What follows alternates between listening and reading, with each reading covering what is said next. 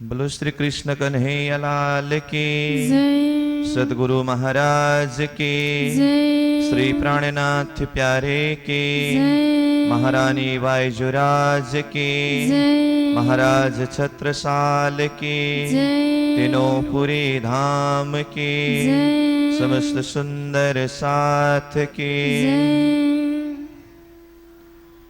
प्रथम लागो दो चरण को,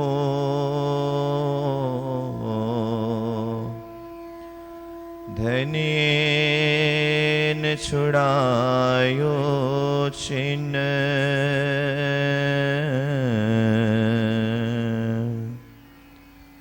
लांक तले लालेड़िया,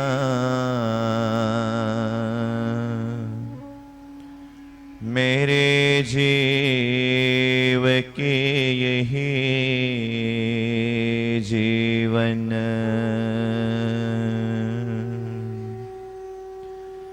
इन पाँव तले पड़े रहूं, धनी नजर खोलो वातुन,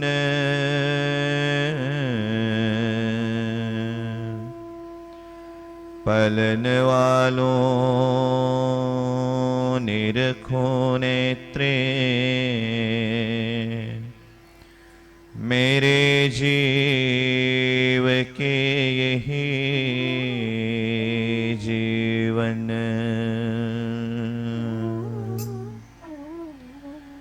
प्यारे मेरे प्राण के,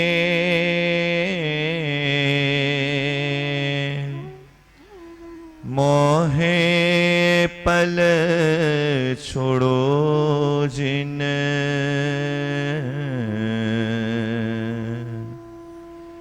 मैं पाए मेहर महबूब की, मेरे जीव के यही जीवन, मेरे जीव के यही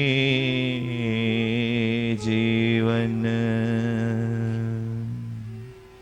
बोलो श्री प्राणनाथ प्यारे की, तुम हमारे थे धनी जी, तुम हमारे हो, तुम हमारे थे धनी जी, तुम हमारे हो, तुम हमारे ही रहेंगे ओ मेरे प्रीतम, तुम हमारे ही रहेंगे ओ मेरे प्रीतम, तुम हमारे थे धनी जी, तुम हमारे हो, तुम हमारे थे धनी जी, तुम हमारे हो, तुम हमारे ही रहेंगे ओ मेरे प्रीतम, तुम हमारे ही रहेंगे ओ मेरे प्रीतम, ओ मेरे प्रीतम, ओ मेरे प्रीतम, ओ मेरे प्रीतम, ओ मेरे प्रीतम, ओ मेरे प्रीतम, ओ मेरे प्रीतम, ओ मेरे प्रीतम, ओ मेरे प्रीतम, हम तुम्हारे थे धनी जी, हम तुम्हारे हैं, हम तुम्हारे थे धनी जी, हम तुम्हारे हैं, तुम्हारे थे धनी जी, हम तुम्हारे हैं। हम तुम्हारे थे धनी जी, हम तुम्हारे हैं। हम तुम्हारे ही रहेंगे ओ मेरे प्रीतम। हम तुम्हारे ही रहेंगे ओ मेरे प्रीतम। ओ मेरे प्रीतम, ओ मेरे प्रीतम, ओ मेरे प्रीतम, ओ मेरे प्रीतम, ओ मेरे प्रीतम, ओ मेरे प्रीतम, ओ मेरे प्रीतम, ओ मेरे प्रीतम। बोलो श्री प्राणनाथ प्यारे की। जय। बिरहा सागर होए रहा, बीच मीन बिरहनी नार। दौड़त हो निश्वासर, कहो बेट ना पाओ पार, कहो बेट ना पाओ पार। इश्क बड़ा रे सवन में, ना कोई इश्क समान। एक तेरे इश्क बिना, उड़ गए सब जहान, उड़ गए सब जहान। इश्क बड़ा रे सवन में।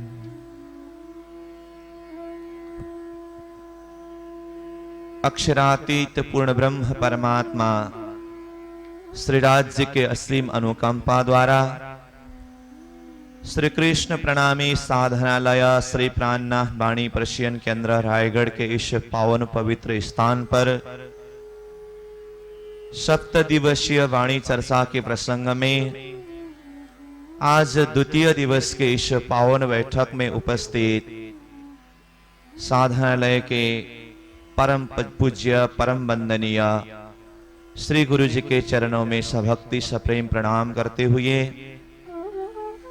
साधनालय के सभी प्रचारक प्रचारिकाएं, साधक साधिकाएं एवं इस पावन कार्यक्रम में उपस्थित सद्धर्म प्राण धर्म शिरोमणि सज्जनवृंद सुंदर साहस जी, आप सभी को सभक्ति सप्रेम प्रणाम प्रणाम प्रणाम।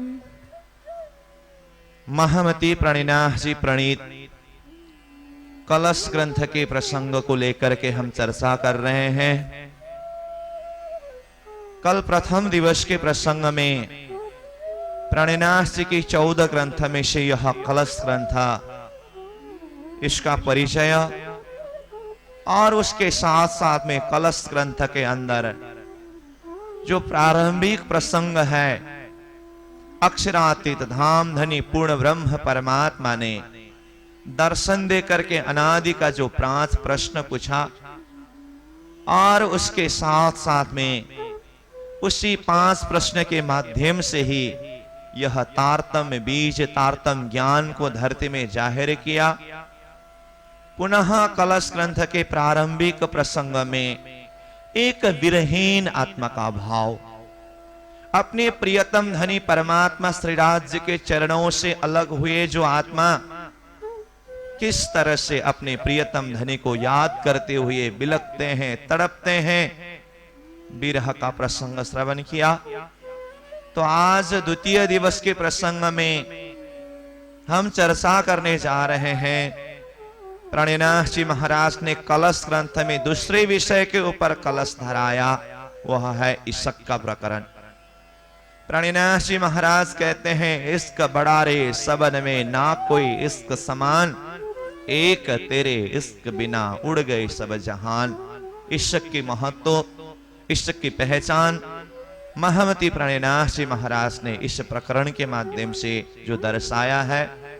तो कलश ग्रंथ में विरह के कलश के पश्चात यह इश्क का कलश है, क्योंकि विरह के माध्यम से ही हृदय में इश्क प्रकट होगा, प्रेम प्रकट होगा।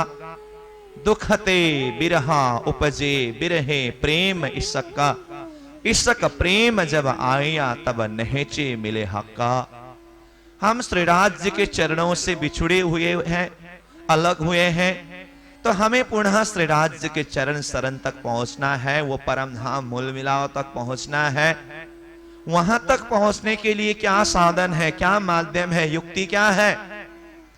तो धनी से बिछोड़ने का जो दर्द है, दुख है, उसमें जब बिरह प्रकट होगा, वह बिरह में तड़पते बिलखते बिरह के द्वारा राज्य को आर्त पुकार करते करते हृदय में इशक प्रकट होगा।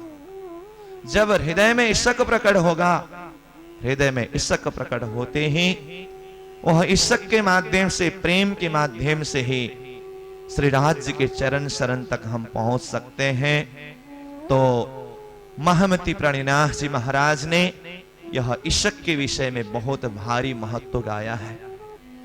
वैसे देखा जाए, इशक ऐसी चीज है, इशक के विषय में कहा गया है, इशक कहा नहीं जाता है, इशक किया जाता है। इशक को साधारण शब्द में अगर बताऊं तो जिसे प्रेम भी कहते हैं, वैसे साधारण हिसाब से देखा जाए तो प्रेम और इशक को एक ही अर्थ में लिया है। फिर भी इसका वास्तविकता अगर देखें तो इशक शब्द जो है वो प्रेम शब्द से भी और गहराई की बात है। देखते समय, सुनते समय वैसा ही लगता है, परंतु प्रेम शब्द से भी और गहराई का अर्थ देने वाला यह इशक है।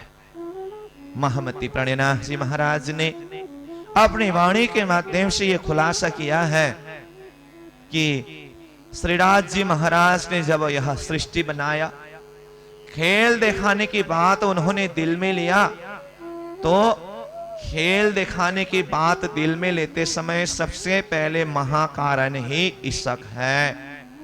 एक पातशाही वाहिदत्त की, एक पातशाही अरस की और वाहिदत्त की इशक सो दिखलाओ ने रूहों को पहले दिल में लिया हक्का। श्रीराज जी महाराज के पातशाही और वह वाहिदत परमधाम अद्वैत भूमि के जो इशक है, वो इशक की वास्तविक पहचान दिलाने के लिए श्रीराज जी महाराज ने खेल दिखाने की बात दिल में लिया। तो ये खेल का महाकारण भी इशक है। और जैसे ही परमात्मा ने यह सृष्टि बनाई, यह सृष्टि बनाने के पश्चात शुरुआत के अवस्था में तो एक अज्ञानमय सृष्टि, सारे जीव भ्रमितमय अवस्था में रहा। फिर ऐसे जीवों को संस्कारित बनाने के लिए धर्म शास्त्र के माध्यम से, ऋषि महर्षियों के माध्यम से, धर्म शास्त्र का ज्ञान के द्वारा अज्ञानी जीव को ज्ञानी बनाते गए, संस्कारी बनाते गए। क्योंकि यह खेल जो बना है, यह ब्रह्म सृष्टि के लिए बने हैं। प्रणिनाथ जी महाराज कहते हैं, जा कारण माया रची शास्त्र भी तिन कारण, खेल भी सोई देखसी और अर्थ भी लेसी न। यह खेल ब्रह्म सृष्टि के लिए बना है और धर्म शास्त्र संसार में ब्रह्म सृष्टि के लिए आया है। तो ये सृष्टि के खेल जग नाटक देखने के लिए जब ब्रह्मात्माएं आ रहे हैं, तो पहले सुंदर से सुंदर खेल बनाना होगा ना। तो उसके लिए जीवों को एक विकसित करते रहे ज्ञान के माध्यम से, धर्म शास्त्र के ज्ञान के आधार पर। और समय आने पर ब्रह्मा जी का दूसरा परार्ध का 28वें द्वापर के समय में परब्रह्म परमात्मा अक्षरातीत धाम धनी श्रीराज जी महाराज ने अपने परम धाम के आत्माओं को ये संसार में उतारा। तो ब्रजमंडल में हम सखियां ब्रजवधु के रूप में आए। तो देखिए, इशक के विषय में, प्रेम के विषय में, परम धाम तो वैसे भी प्रेममय भूमि है ही। परम धाम का जो 9 गुण है, सत चिद आनंदा अनंता अद्वैत साकार प्रेम जीवन सुंदर, उसके अंदर एक जो प्रेम शब्द आया। परम धाम में यत्र तत्र सर्वत्र वह प्रेम है, वह रस है।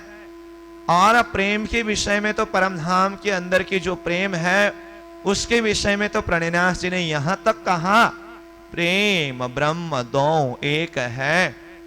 चाहे प्रेम कहो चाहे ब्रह्म कहो, प्रेम ही ब्रह्म है और ब्रह्म ही प्रेम है।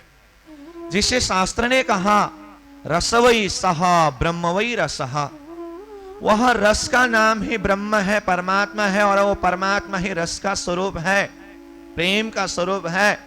शास्त्र ने वह प्रेम को रस शब्द के द्वारा भी समझाया है।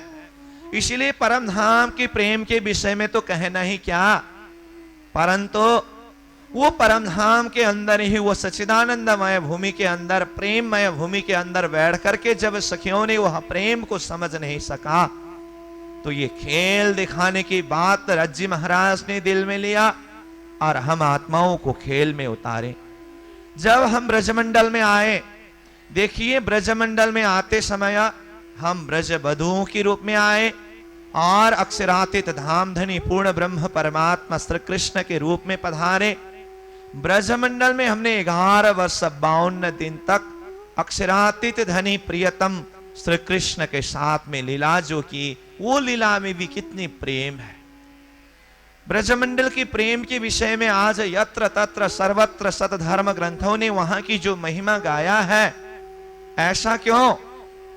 महमति प्रणिनाथ जी महाराज अपनी वाणी के माध्यम से यह खुलासा करते हैं कि सुख व्यास कहे भागवत में, प्रेम ना त्रिगुण पास, प्रेम बसे ब्रह्म सृष्टि में, जो खेले स्वरूप ब्रजरास। प्रणिनाथ जी ने कहा, सुखदेव वेदव्यास जी ने भागवत के माध्यम से यह स्पष्ट कहा है कि प्रेम तो त्रिगुण के पास में भी नहीं है, वह इसक तो त्रिगुण के पास में भी नहीं है। वो प्रेम कहां है, वो इसक कहां है? प्रेम बसे ब्रह्म सृष्टि में, जो खेले स्वरूप ब्रजरास। ब्रज और रास लीला करने वाली जो सखियां हैं, जो स्वरूप है, जिन्हें ब्रह्म सृष्टि करके कहा, उन ब्रह्म सृष्टियों के अंदर ही प्रेम है, अथवा वही प्रेम का ही अंग अथवा प्रेम का ही स्वरूप है। इस तरह से वह ब्रज और रास लीला करने वाली सखियों का जो प्रेम है, इसकी बहुत भारी महत्व गाया है। और संसार में प्रेम के विषय में, भक्ति के विषय में चर्चा करते करते बहुतों ने अपने शब्दों के माध्यम से बहुत व्याख्या किया। अंततः गत्वा जब भक्ति के विषय में, प्रेम के विषय में शब्द के माध्यम से वर्णन नहीं कर सका, उसी भक्ति का वर्णन करते हुए, उसी प्रेम का वर्णन करते हुए नारद भक्ति सूत्र जैसे ग्रंथ का भी रचना हुआ।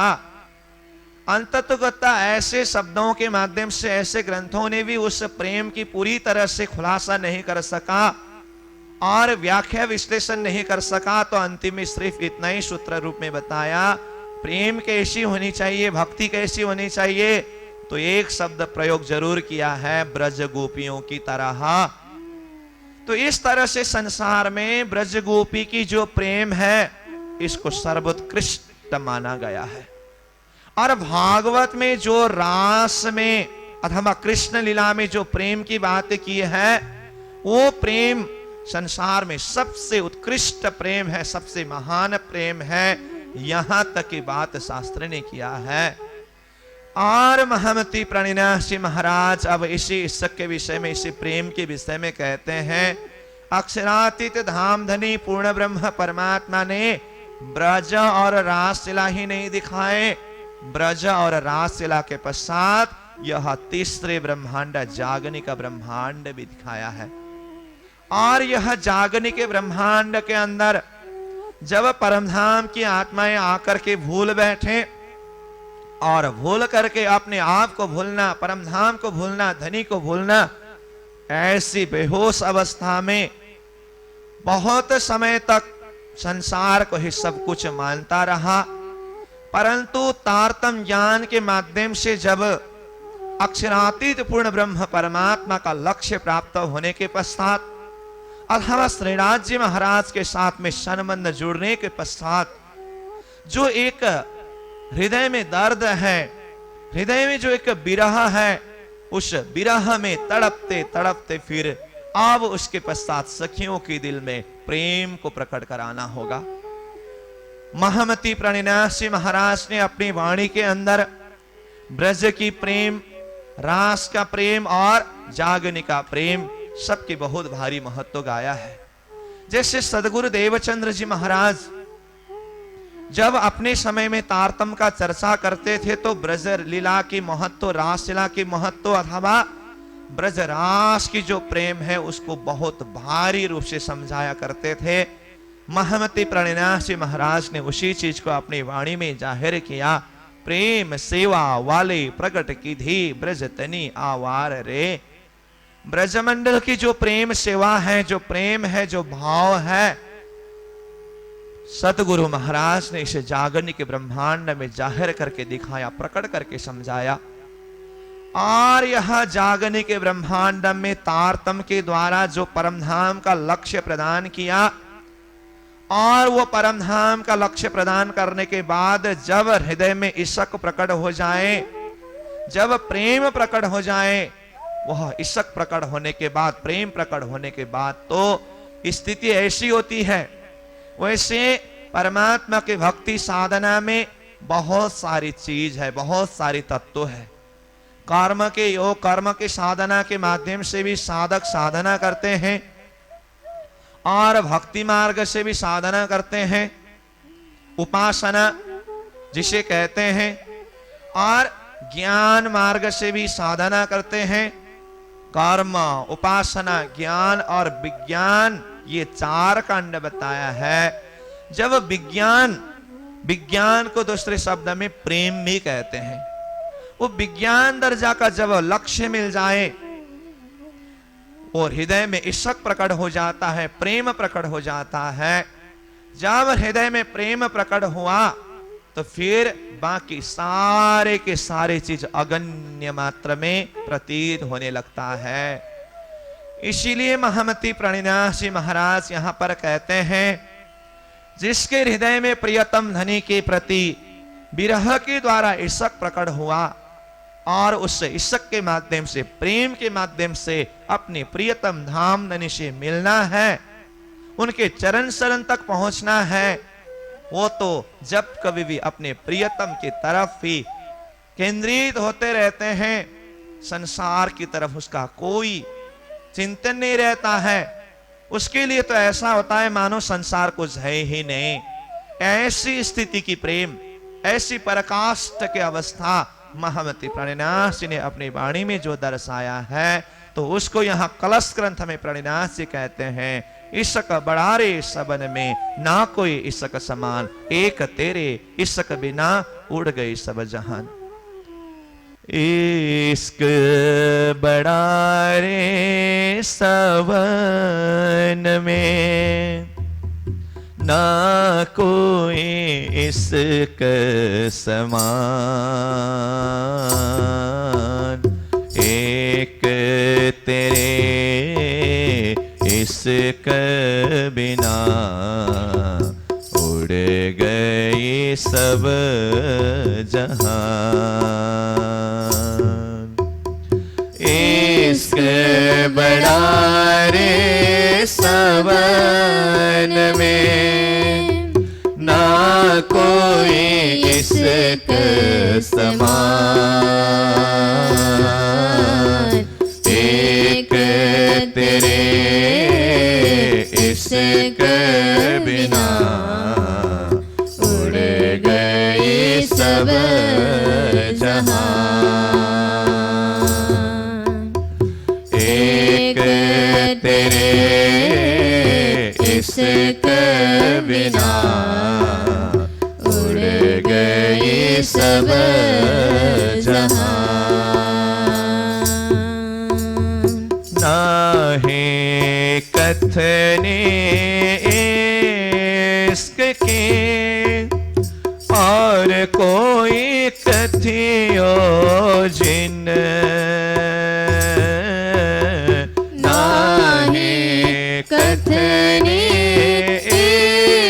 इश्क के और कोई कथियो जिन। इश्क तो आगे चल गया, हाँ इश्क तो आगे चल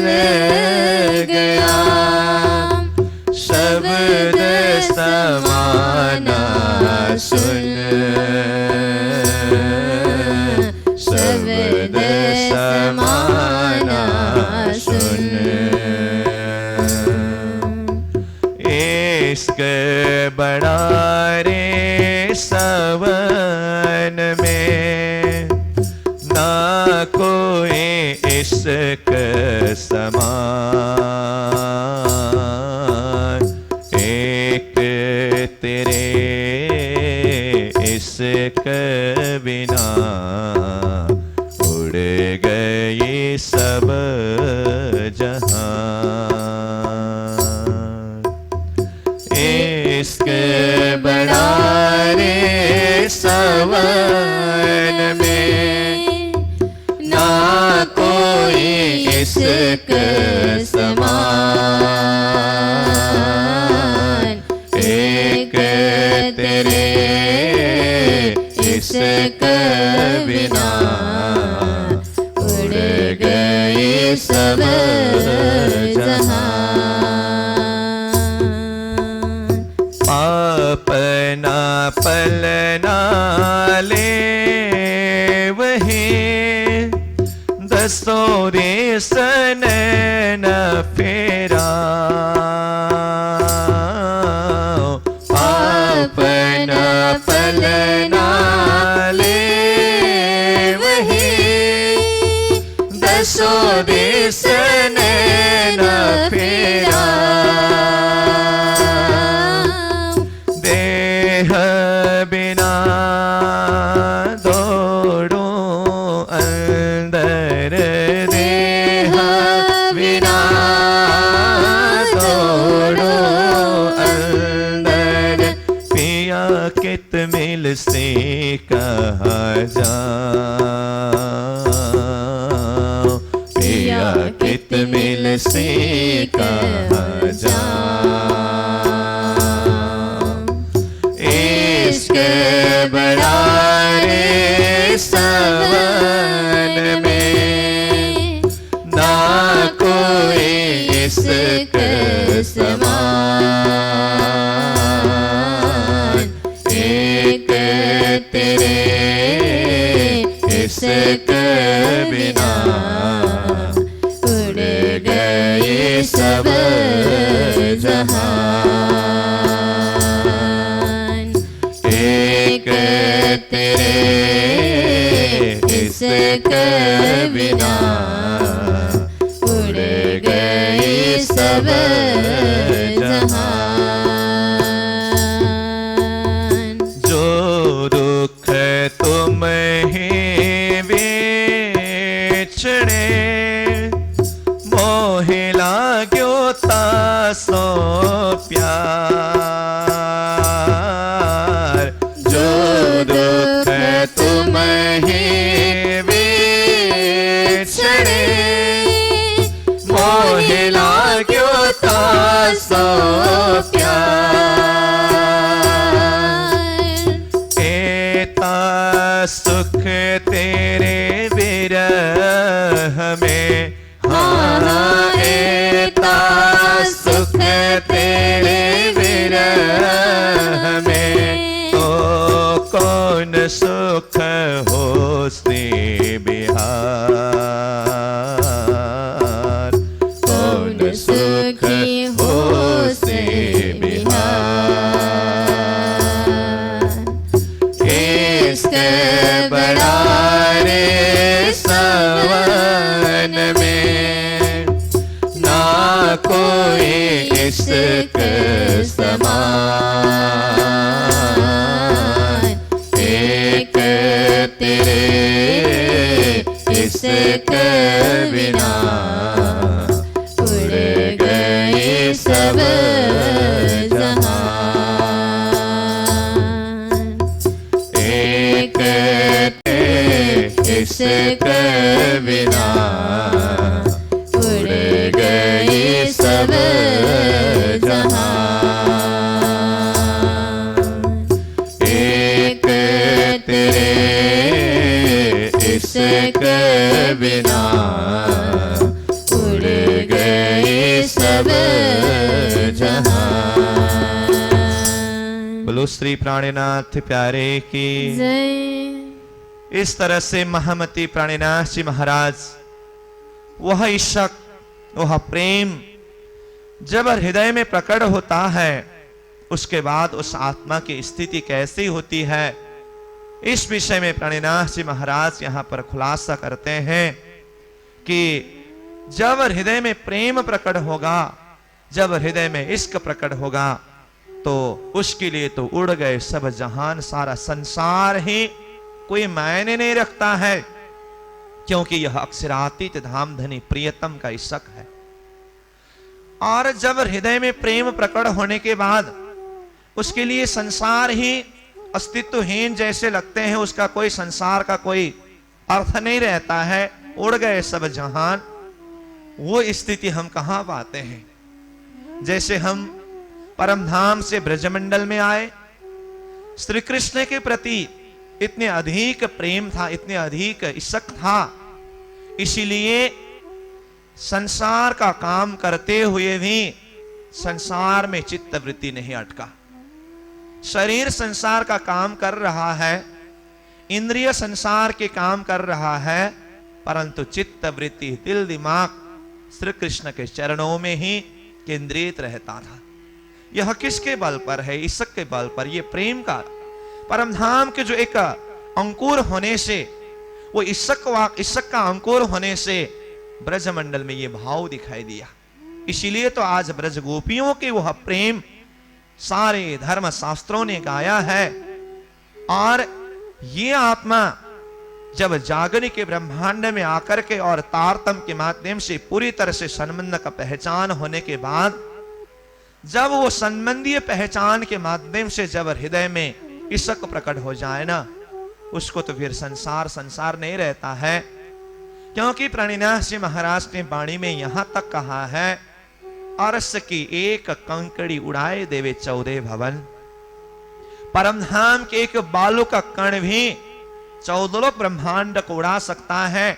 इतना ताकत, इतना क्षमता, इतना बल वो परमधाम के बालू के कण में है।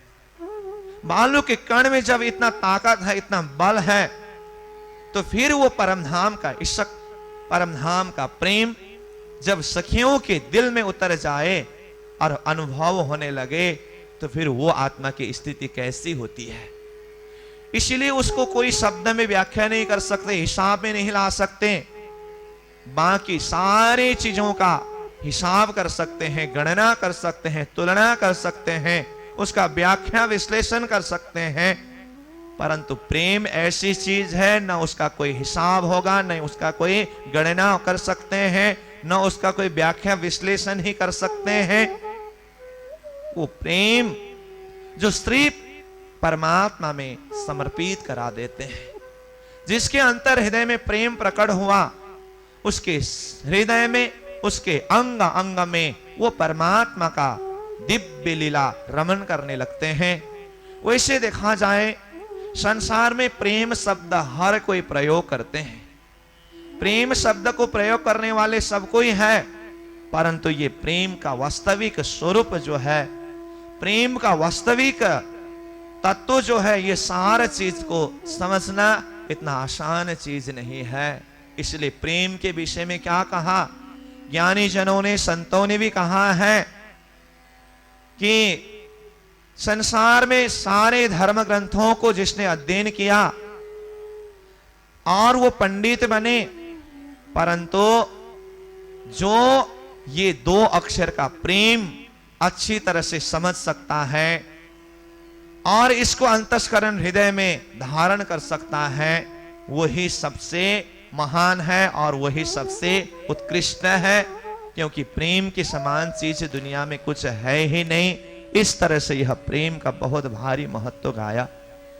और भक्ति मार्ग में भी कई धर्म संप्रदाय ऐसे हैं जो अपनी भक्ति मार्ग को वह परमात्मा की प्रेम मार्ग करके मानते हैं, परंतु परमात्मा के वह प्रेम के नाम पर, भक्ति के प्रेम के नाम पर अपने ही जो इंद्रिय का विषय को वहां पर प्रयोग किया जाता है। इसीलिए महामती प्रणिनाथ जी महाराज ने अपने जागने अभियान में जब प्रणिनाथ जी आगे बढ़ चले, संसार में अध्यात्म मार्ग में चलने वाले, भक्ति मार्ग में चलने वाले, परमात्मा के साधना में चलने वाले और अपने आप को श्री कृष्ण के प्रेम में डूबे हुए ऐसा सिद्ध करना चाहते हैं, ऐसे साधक लोग भी प्रणिनाथ जी ने देखा और उन लोगों की शब्द को देखा और व्यवहार को देखा, आपस में बहुत भिन्नता है। परमात्मा का नाम और वह परमात्मा की प्रेम के विषय में शब्द तो उच्चारण कर रहे हैं, परंतु उसके वास्तविक रहस्य को समझ न पाने के कारण संसार के विषय के रस में ही मदमस्त होकर के उसमें परमात्मा का नाम और परमात्मा के प्रेम को जोड़ रहे हैं।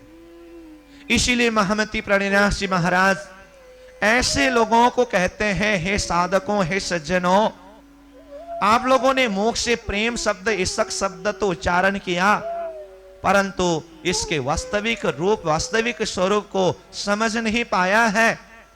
जिसके हृदय में परमात्मा का प्रेम प्रकट हो जाए, परमात्मा की वह प्रेम रूपी बाण जिसके हृदय में लग जाए, उसके लिए तो फिर अंग गलित गाद हो जाता है।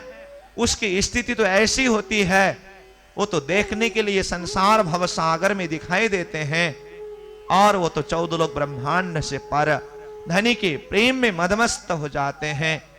ऐसे महमती प्रणिनाथ जी महाराज ने, जो अपने आप को प्रेमी करके कहलाने वाले और उसके सही आचरण में नहीं चल पा रहे हैं, ऐसे लोगों को भी अपनी वाणी के माध्यम से संबोधन करते हुए कहा भयो जो मुख ते कहो, जब लग चोट ना निकसे फूट, प्रेम बाण तो ऐसे लगत है, अंग होत है टुक टुक।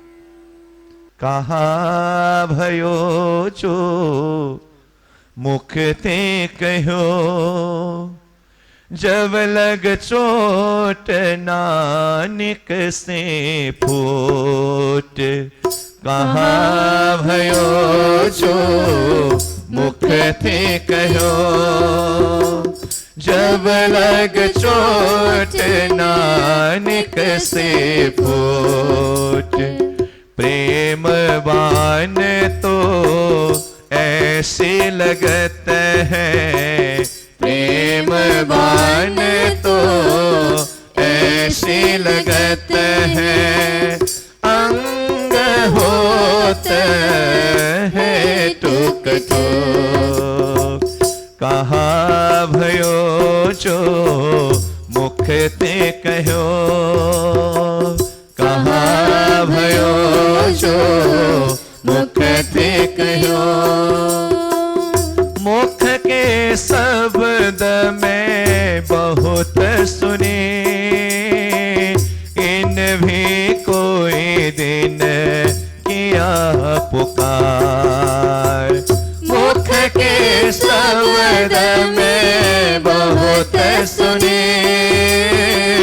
इन भी कोई दिन किया पुकार। पर घायल भय सो तो कोई कोली में, पर घायल भय सो तो कोई कोली में, सो रहत भव सागर पार, सो रहत भव सागर पार। कहा भयो जो मुख ते कहो, कहा भयो जो मुख ते कहो। वाको आग खाग बाग नाग न डरावे, गुण अंग इंद्र से होत रहित। वाको आग खाग बाग नाग न डरावे, गुण अंग इंद्र से होत रहित। डर सकल सामे इनसे डर पत, डर सकल सामे इनसे डर पत।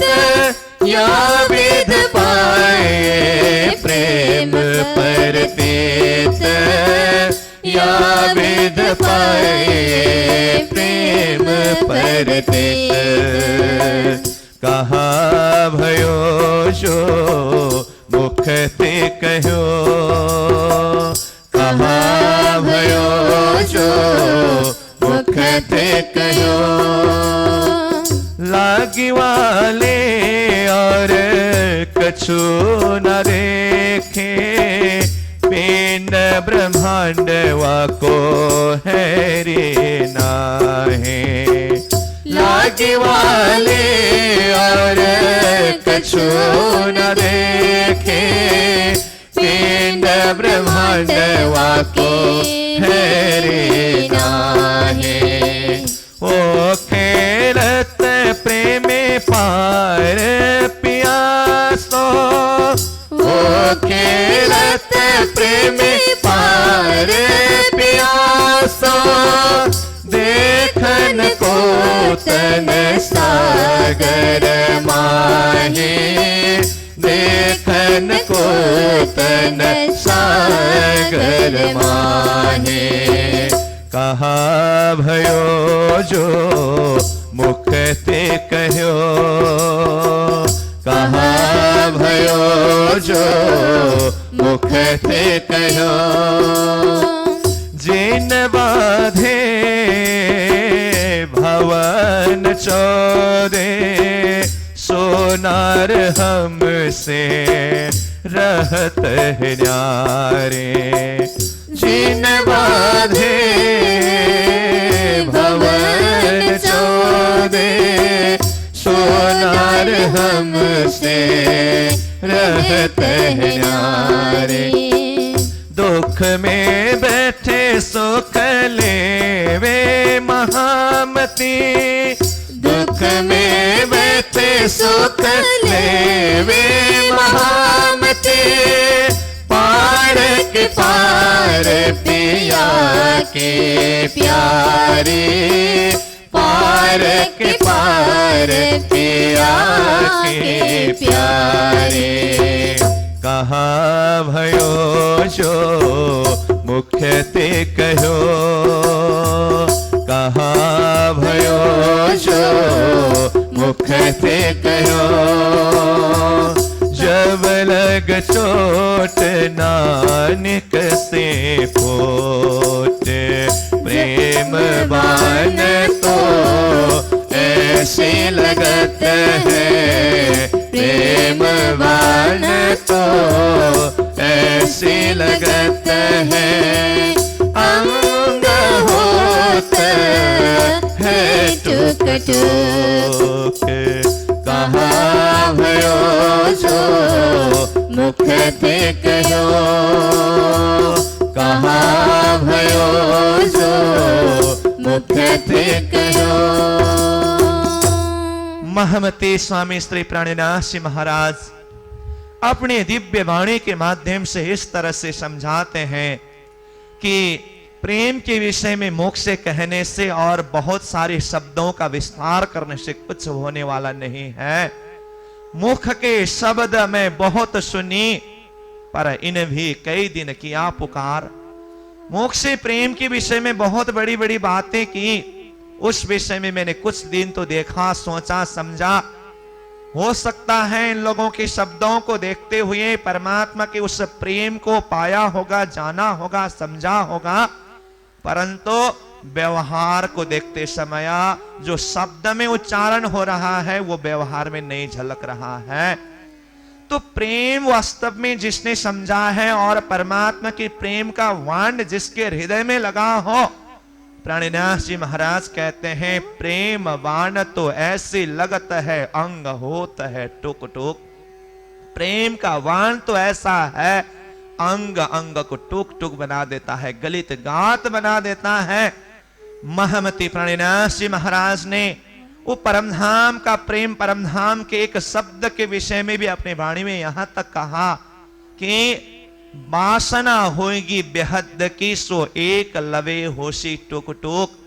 बेहद की वासना, परमधाम की वासना, वो प्रेमी आत्मा, वो प्रेम का अंग स्वरूप जो आत्मा है ना, उसको तो धनी का वचन एक शब्द भी लग जाए ना, एक शब्द भी सुनने को मिले ना, वो वचन का बाण ऐसे कर देता है, अंग होता है टुक टुक, अंग को गलित गात बना देता है, टुक टुक बना देता है। और जिसने वो प्रेम की वास्तविक रहस्य को समझा है, वो तो मुख से शब्द उच्चारण भी नहीं कर सकते। दुनिया में कई लोग तो प्रेम के विषय में बहुत सारे शब्द उच्चारण करते हुए भी प्राणनाथ जी ने देखा, इसीलिए तो वह कहते हैं मुख के शब्द में बहुत सुनी, कहा भयो जो मुख ते कहो, मुख से कहने से क्या होगा। जिसके हृदय में वास्तविक इश्क प्रकट हुआ वो तो उस रस में ऐसे डूब जाते हैं, रस मगन भई सो क्या गावे। वो रस में जब डूब जाता है वो तो उसी में गलित गाद हो जाता है। जो वो रस में डूब गए हैं, बिरह का रस हो चाहे प्रेम का रस हो, वो रस में डूबने के बाद अंग का कुछ शुद्धि नहीं रहता है, शरीर का कोई भान नहीं रहता है, वो गलित गाद हो जाता है और उसी में खो जाता है। लागी वाली और कछु ना देखी, पिंड ब्रह्मांड वाको है रे नाही।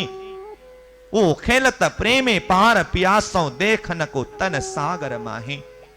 उस आत्मा की लगन तो प्रियतम धनी श्री राज्य के प्रति ऐसे लग जाता है, उसके लिए न पिंड है न उसके लिए ब्रह्मांड है, उसके लिए सिर्फ राज्य ही राज्य। जिधर देखे उधर परमात्मा अपने प्रियतम धनी वही दिखने लगते हैं और वो देखने के लिए संसार भव सागर में दिखाई देते हैं, परंतु वो तो प्रियतम धनी के साथ में वो आनंद में विहार करते रहते हैं। और यहां तक प्राणनाथ जी ने कहा कि पार के पार पिया की प्यारी, वो अक्षरातीत पूर्ण ब्रह्म परमात्मा प्रियतम धनी की प्रिय आत्मा, प्यारी आत्मा धनी की वो प्रेम में ही डूब करके उसी में मदमस्त होते रहते हैं। प्रेम की झड़का जिसके दिल में लगा है, प्रेम का चोट जिसके हृदय में लगा है, वो आत्मा की स्थिति कैसी होती है, इंद्रावती आत्मा स्वयं ने वो अनुभव करके बताया। वो अपनी वाणी में कहते हैं, हूं तो प्रेमणी बांधी पीड़ाओं, मैं तो प्रेम के बंधन में बंध करके पीड़ित हो रखी हूं। देखिए, सिर्फ संसार का मोह का ही बंधन नहीं होता है, प्रेम का भी बंधन होता है। और ये प्रेम के बंधन में एक बार जब बंध जाते हैं ना, वो प्रेम का बंधन, वो विश्वास का बंधन है, न उसको तोड़ सकते हैं, न उसको वहां शांति से बैठ सकते हैं। वो स्थिति को इंद्रावती आत्मा ने अनुभव करके देखा। सदगुरु महाराज जो प्रियतम धाम धनी स्वरूप भेष बदल आए धनी साक्षात अपने नूरी स्वरूप को परिवर्तन करके पंच भौतिक स्वरूप में अक्षरातीत धाम धनी स्वरूप सदगुरु के रूप में पधारे। सदगुरु महाराज ने ऐसे इश्क सिंचा और ऐसे इल्म का आवेश दिया, इंद्रावती आत्मा के अंग अंग में सदगुरु की वह इल्म और इश्क से जब सिंचित हुआ, इसीलिए तो वह अपनी वाणी में कहते हैं ना, खांसी जानी खेड़ी जिमी जल सिंचियो आधार, बोया बीज वतन का उग्या सो वही प्रकार। यहां पर इंद्रावती आत्मा प्राणनाथ से कहते हैं, जल सिंचियो आधार, आधार धनी प्रियतम सदगुरु महाराज ने मेरे इस हृदय रूपी खेत में तारतम बीज रूपी वो ज्ञान को वो किया और वह जल को सिंचन किया। वो जल कौन सी जल है? वो परमधाम का प्रेम रूपी जल है, जिसके हृदय में स्वयं अक्षरातीत धनी ने वह प्रेम रूपी जल को सिंचा है। और उसके अंदर फिर कैसे स्थिति होगी, इसीलिए वो स्थिति में उठ करके इंद्रावती आत्मा ने अपने जीवन में जो कुछ भी अनुभव किया, वो अनुभव को वाणी के माध्यम से हम जैसे आत्माओं को एक पगडंडी का काम करे और इस शब्दों को देख करके, इस शब्दों के सहारे इंद्रावती आत्मा ने जो सुख और जो अनुभव, जो आनंद लिया है, वहां तक पहुंच सके, उसके लिए वो तो नहीं चाहते थे। वो तो कहते हैं ये आनंद, ये मस्ती जो है ना, मैं अपने अंदर रोकना चाहता हूं, अपने सीमित रखना चाहता हूं। ऐसे अनमोल धन, अनमोल रत्न मैं बाहर उछलने नहीं देना चाहता हूं, किसी को देना नहीं चाहता हूं। जैसे कि देखिए, शास्त्र में ऐसी भी कहानी है जो आप हम सबको पता है। भगवान विष्णु जब ध्यान करते थे तो लक्ष्मी जी ने जब भगवान को पूछा आप किसके ध्यान करते हैं, तो जो उनका ध्यान का स्वरूप था, जो अपना इष्ट था, जो अपना मालिक था, वो ध्यान के विषय, वो रस के विषय में किसी को जाहिर करो, यह कदापि हो नहीं सकता। भगवान जी ने लक्ष्मी जी को इतना कहा, 14 लोक ब्रह्मांड के कण कण के विषय में सारी चीजों को मैं बताने के लिए तैयार हूं, जो कुछ भी पूछना है पूछो, परंतु मैं ध्यान किसका करता हूं ये बात मत पूछो। लक्ष्मी जी ने इतना तपस्या किया, कई दुख और कष्ट सहा, फिर भी भगवान ने अपने वो जो इष्ट है, जिसका ध्यान करते थे, वो स्वरूप को एक शब्द भी जाहिर नहीं किया। इसका मतलब जो अपने अंतरंग दिल में बिठाए हुए जो प्रियतम परमात्मा स्वरूप और उनकी प्रेम कितने महत्वपूर्ण होता है, शास्त्र के माध्यम से भी प्रणिनाथ जी महाराज ने समझाया। इसी तरह से इंद्रावती आत्मा महामती प्रणिनाथ जी वो परमधाम का प्रेम जो सदगुरु के माध्यम से, तारतम के माध्यम से अपने हृदय तक जो अनुभूति हो रहा है, उसको अपने ही दिल में सीमित रखना चाहते हैं। परंतु राज्य की कृपा इंद्रावती को माध्यम बना करके सारे आत्माओं को वो रस पिला करके सबको वो परमधाम तक ले जाना है। इसीलिए तो राज्य महाराज ने इंद्रावती आत्मा के लिए कहा, इंद्रावती अंगे संगे इंद्रावती मारा अंगा, जो अंग सौंपे इंद्रावती ताए प्रेम रमाणु रंगा। श्रीराज जी स्वयं इंद्रावती के दिल में विराजे हुए हैं और श्रीराज जी महाराज ने बाकी आत्माओं के लिए ये कहा है, जो इंद्रावती में केंद्रित होंगे, जो इंद्रावती में समर्पित होंगे, उसको मैं अपने वह प्रेम, वो परमधाम के सुख और आनंद में डुबाता हूं, रमन कराता हूं। इसलिए इंद्रावती आत्मा अपने हिसाब से चाहने पर भी उस धन को, उस वैभव को, उस रस को छुपा करके नहीं रख सका। इसीलिए तो वो वाणी में कहते हैं, जाक्यों मारा न जकाए, मेरे रोकने पर भी रोका नहीं जा रहा है। राज्य के हुक्म के माध्यम से मेरे द्वारा ये रस जो है सागर में लहरों की तरह महामती प्राणनाथ के श्रीमुख से वाणी की चौपाइयों के रूप में जब यह लहर उछलने लगे, वह अथाह इश्क का भंडार, वह अथाह आनंद का भंडार, वह अथाह प्रेम के भंडार से सागरों से जैसे लहरें उछलते हैं, वो उछले हुए जो लहरों का जो अंश है, वो महामती प्राणनाथ जी के वाणी के रूप में स्थापित हुआ है। इन शब्दों के चिंतन से, इन शब्दों के द्वारा हमें मालूम पड़ता है इंद्रावती आत्मा उन्होंने कैसे प्रेम के सागर में डूबे थे होंगे, जिनके एक श्रीमुख से जो एक लहरों की भांति उछले हुए जो शब्दों में इतनी गहराई का भाव है, तो उनके अंतर हृदय में जो एक गंजानुगंज इश्क का सागर जो उन्होंने अनुभव किया है, वो वहां पर जाकर के हम देखें उसकी स्थिति कैसी थी होगी। ये भाव से महामती प्राणनाथ जी महाराज कहते हैं, इसीलिए प्रेम कहने और सुनने की बात नहीं है, ये तो हाल उस स्थिति में पहुंचने की बात है। और जब उस स्थिति में पहुंच जाए, शरीर का कोई शुद्धि नहीं रहता है, संसार का कोई शुद्धि नहीं रहता है। प्रेम का बंधन में बंधने के बाद वो तो उसी में पीड़ित रहते हैं, क्योंकि प्रेम जागृत तो हुआ, प्रेम अनुभूति तो हुआ, फिर भी प्रियतम धनी ने अपने चरण शरण तक जब तक ये आत्मा को नहीं बुलाते और अपनी चरण शरण तक उठा करके वो सुख जब तक प्रदान नहीं करेंगे, वो आत्मा की स्थिति कैसी होती है वो यहां पर बताते हैं। हृदय में वो विरह के द्वारा इश्क तो प्रकट हुआ, प्रेम तो प्रकट हुआ, परंतु ये प्रेम को कहां पर रखें। इसीलिए वो प्रेम का स्वरूप, जहां से ये सागर, जहां से ये स्टोर भंडार से जो ये प्रेम जो आ रहा है, वो प्रियतम धनी परमात्मा श्रीराज जी के दीदार के लिए वो ऐसे तरसते हैं, ऐसे तड़पती है। यहां तक प्रणनाथ जी ने कहा, पाप ना पल ना ले वहीं, दसों दिशा नैन फिरा।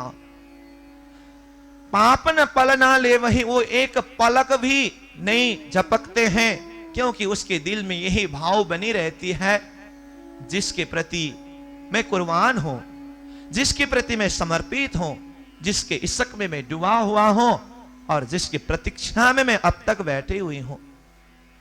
न जाने मैं एक पलक मारूं, जिस समय में मैं आंख में एक पलक मारूं, उसी समय में मेरे प्रियतम धनी मेरे नजर के सामने में आ जाए और मैं पलक खोलते समय वो मेरे नजर से ओझल हो गए, तो फिर वो अवसर मुझे दोबारा कब मिलेगा।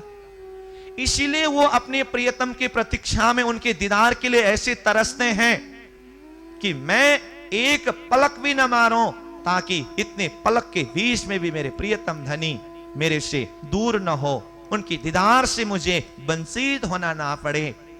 दसों दिशा नैन फिराऊं, दसों तरफ अपने नैन को फिराते हैं और आगे कहते हैं देहा बिना दौड़ो अंदर देह नहीं है, क्योंकि यह जो प्रेम का पराकाष्ठ जो है, ये आत्मा की यात्रा जो है, ये विहंगम यात्रा की बात है। यहां देह भाव की बात नहीं है।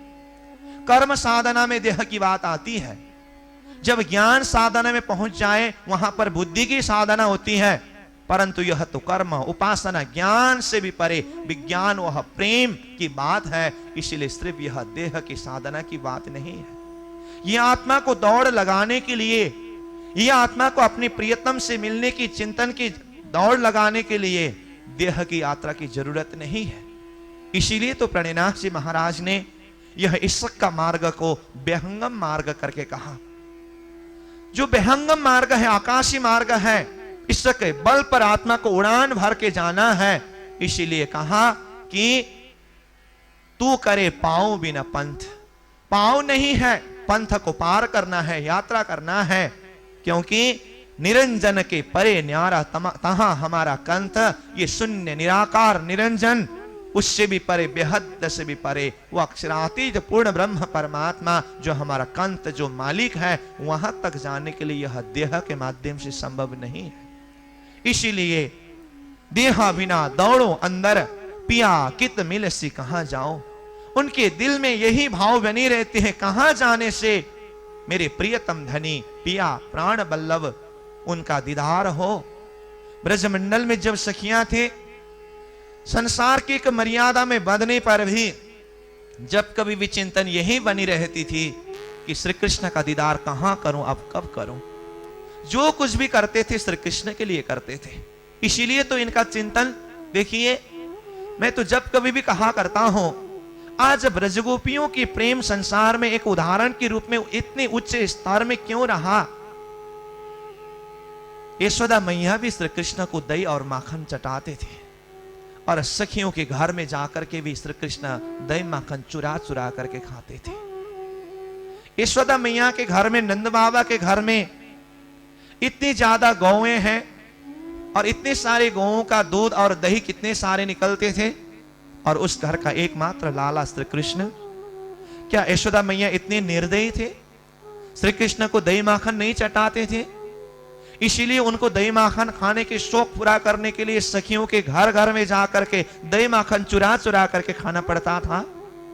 ऐसी बात बिल्कुल नहीं है। यशोदा मैया श्री कृष्ण को भरपूर दही माखन चटाते थे, खिलाते थे, फिर भी श्री कृष्ण सखियों के घर में जाकर के छुप छुप करके दही और माखन चुरा चुरा करके खाते थे। और श्री कृष्ण को यशोदा मैया का दिया हुआ दही माखन से कई गुना ज्यादा स्वाद, वह प्रेम सखियों की वो दही और माखन में मिलते थे। ऐसा क्यों? ऐसा इसीलिए यशोदा मैया जब श्री कृष्ण को माखन चटाते थे, उसमें सिर्फ एक वात्सल्य भाव है। यशोदा मैया ये सोचती है, मैं अपने लाला को माखन खिला रहा हूं, माखन चटा रहा हूं। परंतु सखियां जब दही बनाते थे ना, इतने आसानी से, इतने साधारण हिसाब से दही नहीं बनते थे। देखिए सखियों के अंदर के भाव।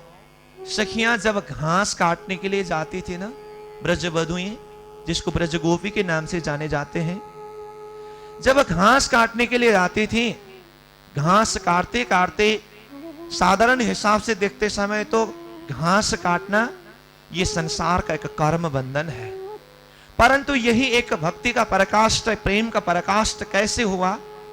सखियां जब घास काटते थे, उनके दिल में यही भाव बनी रहती थी कि हम जो ये घास काट रहे हैं ना, यह घास हम गौ को खिलाएंगे, और गौ जब ये घास खाएगी ना, गौ ये घास खा करके दूध देगी, और वो दूध को हम क्या बनाएंगे?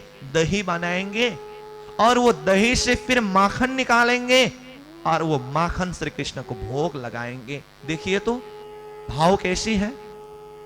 काट रही है घास, और उसमें भाव जुड़ रहा है श्री कृष्ण को दही और माखन खिलाना। यही तो है भक्ति, यही तो है प्रेम। एक स्वरूप में जब चित्त वृत्ति केंद्रित हो जाए, जब प्रेम जग जाए, सारा संसार ही अगण्य मात्र में प्रतीत होता है।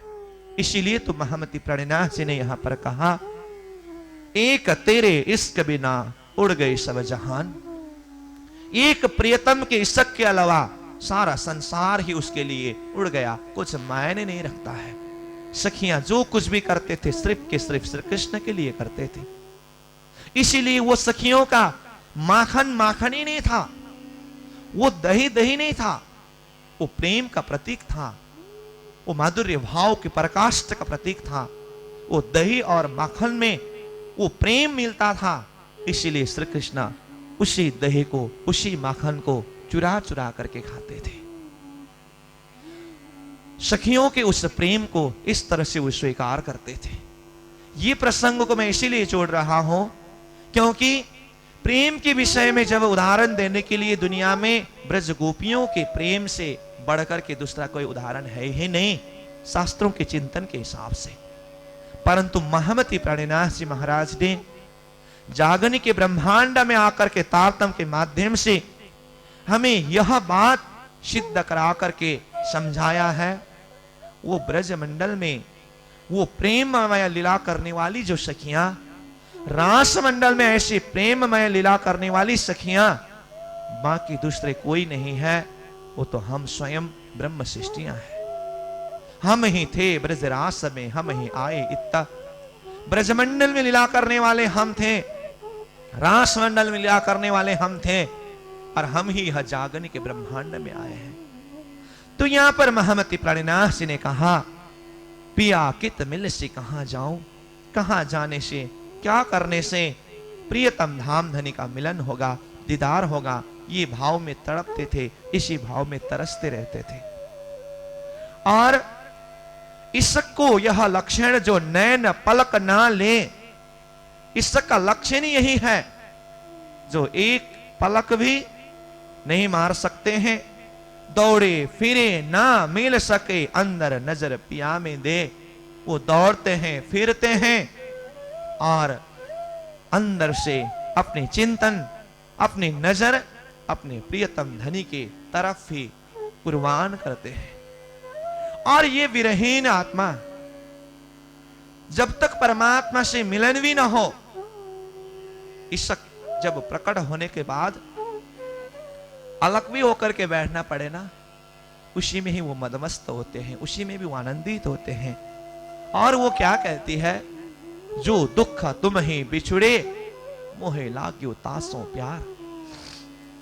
वो प्रेमी आत्मा, वो प्रियतम परमात्मा के प्रति समर्पित आत्मा, वो आशिक की आत्मा, इस भाव से प्रियतम धनी को अपना भाव व्यक्त करते हैं।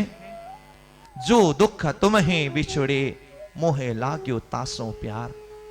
आपके साथ बिछुड़ने का जो दर्द है ना, बिछुड़ने का जो दुख है ना, वही मुझे प्रिय लग रहा है। क्यों? क्योंकि ये जो बिछोड़ का दर्द है ना, आज अलग होते समय, बिछोड़ते समय जो दर्द हो रहा है, पुनः मिलते समय कितनी ज्यादा, कितने अधिक वह प्रेम पुनः अनुभव कर पाएंगे। इता सुख तेरे विरह में, तो कौन सुख होश बिहार।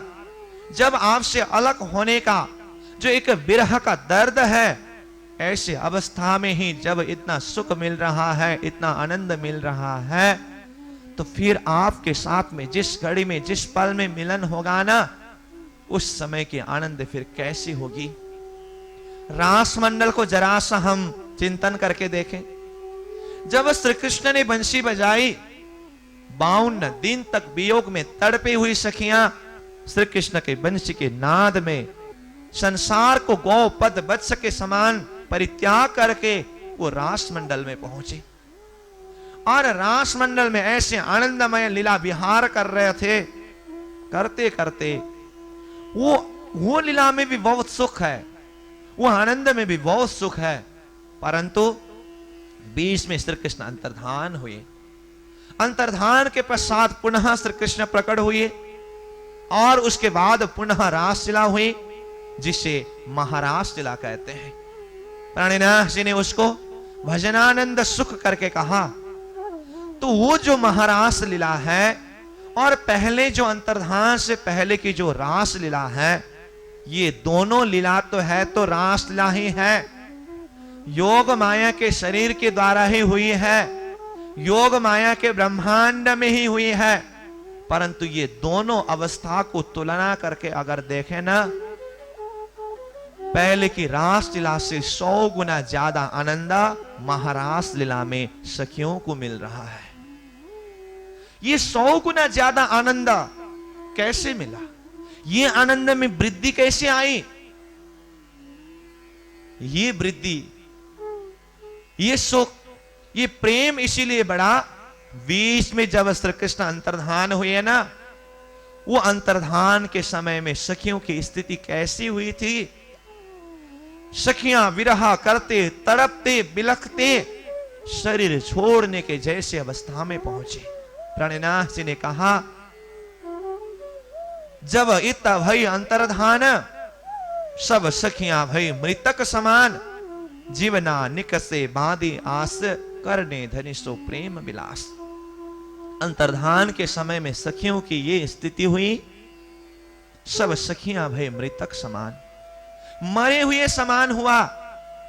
परंतु एक आशा अंदर बनी रहे, न जाने हमारे शरीर से प्राण निकल जाए, और जिस घड़ी जिस क्षण में शरीर से प्राण अलग हो, उसी घड़ी में प्रियतम धनी श्री कृष्ण प्रकट हो गए, तो फिर वो मृतक शरीर के द्वारा कैसे रास का आनंद ले सकते हैं?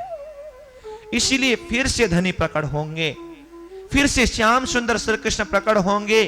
एक जरा सा आस के तंतु के कारण सखियों के शरीर से प्राण निकलने नहीं दिया, परंतु स्थिति मृतक समान हुआ। इतनी पराकाष्ठ दर्जा का विरह, ये तड़प, ये दर्द, ये वियोग जब सखियों ने सहन किया, उसके पश्चात जब श्री कृष्ण प्रकट हुए, श्री कृष्ण प्रकट होकर के पुनः जब महारास लीला हुई, वो महारास लीला में कितने अधिक आनंद आया। वो आनंद आने का मूल सूत्र है वो अंतर्धान के समय में विरह का दर्द। इसीलिए ये प्रेम का लक्षण ही ऐसा ही है, मिलते हैं जब आनंद बढ़ता है।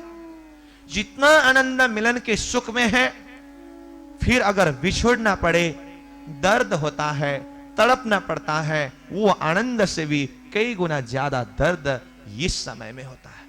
और इस समय में जितना तड़पना पड़ रहा है, विरह करना पड़ रहा है, कोई ना कोई घड़ी में तो पुनर्मिलन तो होगी ही ना। मिलते समय फिर वो आनंद अधिक से अधिक बढ़ जाता है। इस तरह से संयोग और वियोग, मिलन और विछोड़, ये दोनों में सुख और दुख बढ़ता चला जाता है, क्योंकि प्रेम का लक्षण ही यही है, जिसमें नित्य नित्य जो सुख और आनंद बढ़ता जाता है।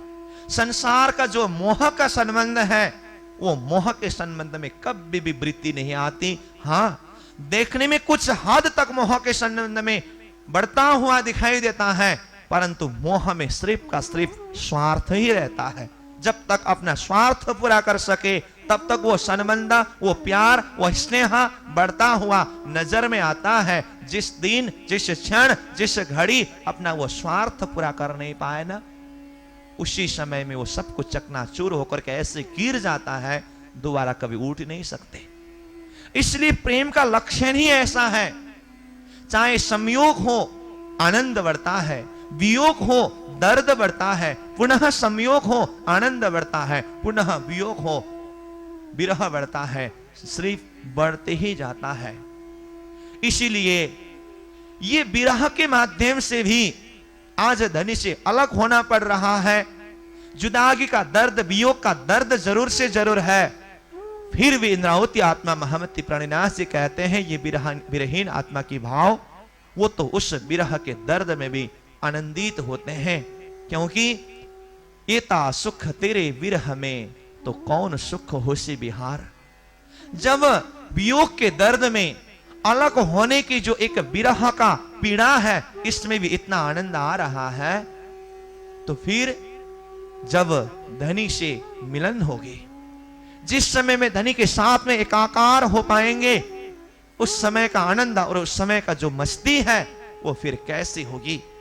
इस तरह से हर घड़ी, हर पल, हर क्षण यह आत्मा अपने प्रियतम के चिंतन में और उनकी जो सुख और उनके आनंद जो है उसी में ही मदमस्त होते हैं, क्योंकि प्रेम में सिर्फ और सिर्फ समर्पण ही समर्पण होता है।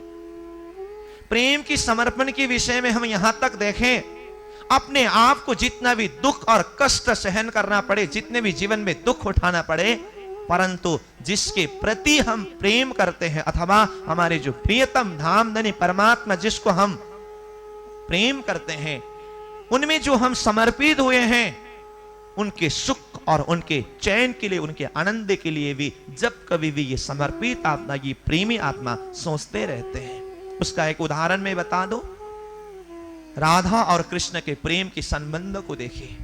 गोपी कृष्ण के प्रेम को ही जब भक्ति का पराकाष्ठ, प्रेम की पराकाष्ठ के उदाहरण के रूप में लिया, गोपी कृष्ण अनादि एक है जो जल तरंग वारी करके, जब गोपी प्रेम के विषय में ही ऐसे ऐसे शब्द उच्चारण किया, राधा और कृष्ण के प्रेम के लिए तो फिर कोई शब्द ही नहीं है। राधा के बिना श्याम आधा, राधा के बिना श्याम अधूरा है, क्योंकि आधा अंग श्री कृष्ण के राधा रानी है। 11 वर्ष 52 दिन तक राधा और श्री कृष्ण के बीच की वह प्रेममय जो माधुर्य की प्रकाष्ठ भाव संबंध को देखिए। एक बार हम सोचिए राधा कृष्ण के प्रेम कैसा था, परंतु जब समय आया, रासलीला पूरी होने के पश्चात 7 दिन श्री कृष्ण गोकुल रहे। उसके बाद श्री कृष्ण ने कहा मैं अब मथुरा जा रहा हूं। मथुरा से जब बुलावा आया, नंद बाबा यशोदा मैया को कहा मैं मथुरा जाऊंगा, सखियों को कहा मैं मथुरा जा रहा हूं, राधा रानी को कहा मैं मथुरा जा रहा हूं। मथुरा जाने के लिए वो तैयार हो गए। सारी सखियां विरह में ऐसे तड़पने लगे। श्री कृष्ण जब मथुरा जाने के लिए निकल रहे थे, सखियां बीच रास्ता में शरीर को तड़पाते हुए, बिलखते हुए श्री कृष्ण को रोक रहे हैं, हमें छोड़ करके आप कैसे जा रहे हैं। परंतु राधा रानी, उनकी तो स्थिति कैसी थी होगी, और जबकि सखियां ही श्री कृष्ण को जाने में इतना मना कर रहे हैं। राधा रानी जब आई और देखा श्री कृष्ण जाने के लिए तैयार है और सखियां श्री कृष्ण को रोक रहे हैं, राधा रानी आकर के कहा सखियां तुम लोग ये क्या कर रहे हो, किसको रोक रहे हो, ऐसा मत करो, श्री कृष्ण को जाने दो, रास्ता खाली कर दो। ये भाव राधा रानी ने व्यक्त किया। अब यहां पर देखिए, क्या इसका मतलब राधा रानी का आज तक का श्री कृष्ण के प्रति का जो प्रेम है ये सिर्फ दिखावा था? श्री कृष्ण के बिना भी राधा रानी रह सकती थी, तो आज तक ये दिखावा क्यों किया? जबकि सखियां श्री कृष्ण को जाने में रोक रहे हैं, सखियां श्री कृष्ण के बिना जी नहीं सकते हैं, परंतु राधा रानी इतनी आसानी से बोल रही है कि सखियां श्री कृष्ण के रास्ता खाली कर दो, उनको जाने दो। इसका अर्थ क्या है? श्री कृष्ण कब मथुरा जाऊंगा मैं करके कहे और राधा रानी के लिए हल्का हो जाए, परंतु ऐसी भाव नहीं है, ऐसी बात नहीं है। यहां पर बात वही है, प्रेम में सिर्फ और सिर्फ समर्पण ही होता है। उसी का रूप, उसी का स्वरूप और उसी का प्रत्यक्ष प्रमाण यहां पर राधा रानी खड़ी हो रखी है। राधा रानी को ऐसी बात नहीं कि श्री कृष्ण जाने पर उनको दर्द नहीं होगा, विरह नहीं होगा। श्री कृष्ण के बिना वो पल भर भी नहीं गुजार सकती है। तो न जाने श्री कृष्ण बोलने के लिए तो 4 दिन में आऊंगा करके बोल रहे हैं, परंतु क्या पता वो जाने के बाद उनका योजना क्या है, आएंगे नहीं आएंगे ये भी राधा रानी को पता नहीं है। श्री कृष्ण के बिना शांति नहीं होगी, चैन नहीं होगी, तड़पना होगा, बिलखना होगा, रोना होगा, तड़पना होगा, ये सब चीज राधा रानी जानती है। जानती हुई भी फिर श्री कृष्ण को जाने क्यों दिया? रोकती हुई सखियों को राधा रानी ने क्यों रोका, क्यों मना किया, क्यों कहा श्री कृष्ण को जाने दो? इसका यही अर्थ है, प्रेम में सिर्फ और सिर्फ निस्वार्थ समर्पण ही होता है। इसका मतलब यही है। राधा रानी ने क्या श्री कृष्ण को यह कहा कि आप चले जाओ मथुरा करके? नहीं कहा। जब तक श्री कृष्ण रहे राधा रानी के साथ में, वो श्री कृष्ण में समर्पित होते रहे, प्यार करते रहे। और जबकि श्री कृष्ण स्वयं अपने मुख से बोल रहे हैं मैं मथुरा जा रहा हूं, और मुख से बोलाई ऐसी बात नहीं है, वो पूरी तरह से तैयारी होकर के अब तो रथ के ऊपर बैठने की तैयारी स्वयं कर चुके हैं। न उनको नंद बाबा ने जाओ करके कहा, न उनको यशोदा मैया ने जाओ करके कहा, न कोई सखियों ने जाओ करके कहा, न कोई ब्रजवासी ने श्री कृष्ण तुम चले जाओ करके कहा। स्वयं श्री कृष्ण ने खुद निर्णय लिया है। जब वो स्वयं जानने के लिए उन्होंने निर्णय लिया है, उनका मर्जी यही है, उनका निर्णय ही यही है, तो राधा रानी सोचती है जब उन्होंने निर्णय लिया तो मेरे स्वार्थ के कारण श्री कृष्ण को मैं अपने साथ में रखूं, ये कोई प्रेम नहीं है, ये तो सिर्फ और सिर्फ स्वार्थ साबित होगा।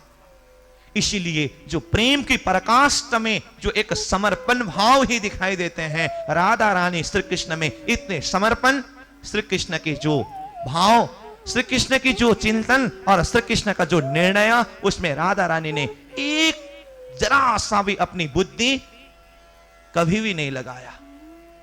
इसीलिए प्रेम में सिर्फ और सिर्फ समर्पण ही होता है। संसार के मोह के संबंध में जहां पर स्वार्थ होता है ना, उसमें तो अपना स्वार्थ जब तक पूरा कर पाए तब तक सब कुछ ठीक है, और अपना स्वार्थ जब पूरा न कर पाए उस समय में क्या कुछ होता है वो तो हम देख ही रहे हैं।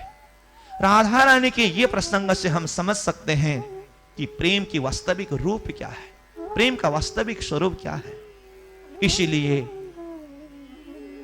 जो प्रियतम के सुख में, प्रियतम के आनंद में सुखी होना, आनंदित होना, उससे बढ़कर के दूसरा मस्ती कुछ हो नहीं सकता।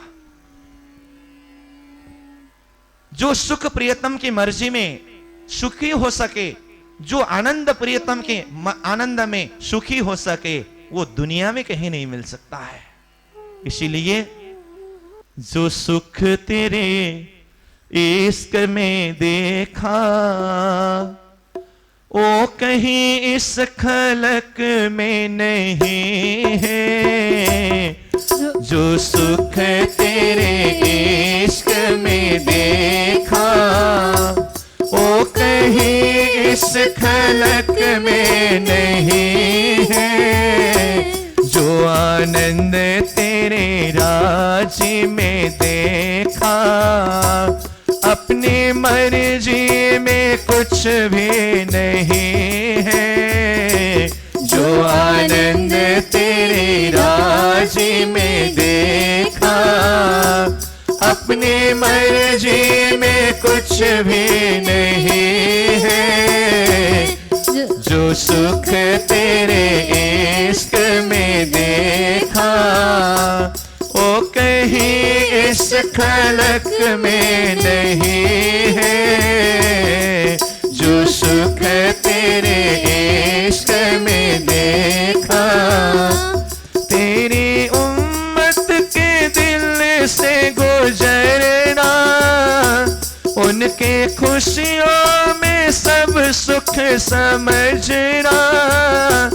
तेरी उम्मत के दिल से गुजरना, उनके खुशियों में सब सुख समझना। तेरे इश्क के प्याले संभालो, तेरे इश्क के प्याले संभालो।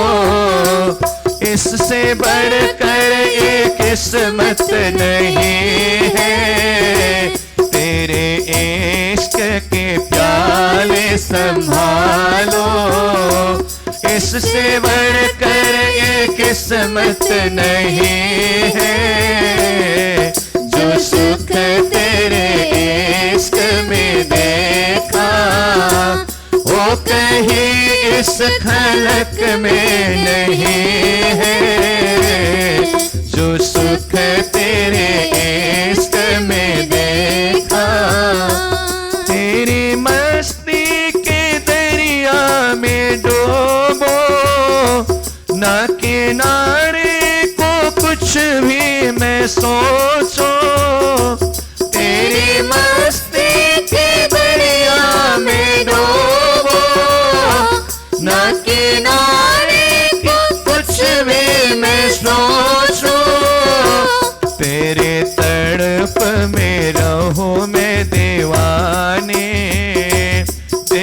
तड़प में रहूं मैं दीवानी, और कोई भी हसरत नहीं है। तेरी तड़प में रहूं मैं दीवानी, और कोई भी हसरत नहीं है। जो सुख तेरे इश्क में देखा, तेरी आवाज मुझको चौंकाए, बस उसी राह पे दिल जाए। तेरी आवाज मुझको चौंकाए, बस उसी राह में दिल जाए। मुझको अपने भी होश रहे ना, मुझको अपने भी होश रहे ना। मेरे जीवन का सार यही है, मुझको अपने भी होश रहे ना, मुझको अपने भी होश रहे ना। मेरे जीवन का सार यही है। जो सुख तेरे इश्क में देखा, वो कहीं इस खलक में नहीं है। जो सुख तेरे इश्क में देखा, तेरे कदम पे सर को झुकाना, तेरे कदम पे सर को झुकाना। हित से मैं तुझे ही रिझाऊं, हित से मैं तुझे ही रिझाऊं। तेरे कदम पे सर को झुकाओ, तेरे कदम पे सर को झुकाओ। हित से मैं तुझको ही रिझाऊं, हित से मैं तुझको ही रिझाऊं। तेरी मेहरों को क्या मैंने करना, तेरी मेहरों को क्या मैंने करना। तुम बिन कोई जरूरत नहीं है, तेरी मेहरों को क्या मैंने करना, तेरी मेहरों को क्या मैंने करना।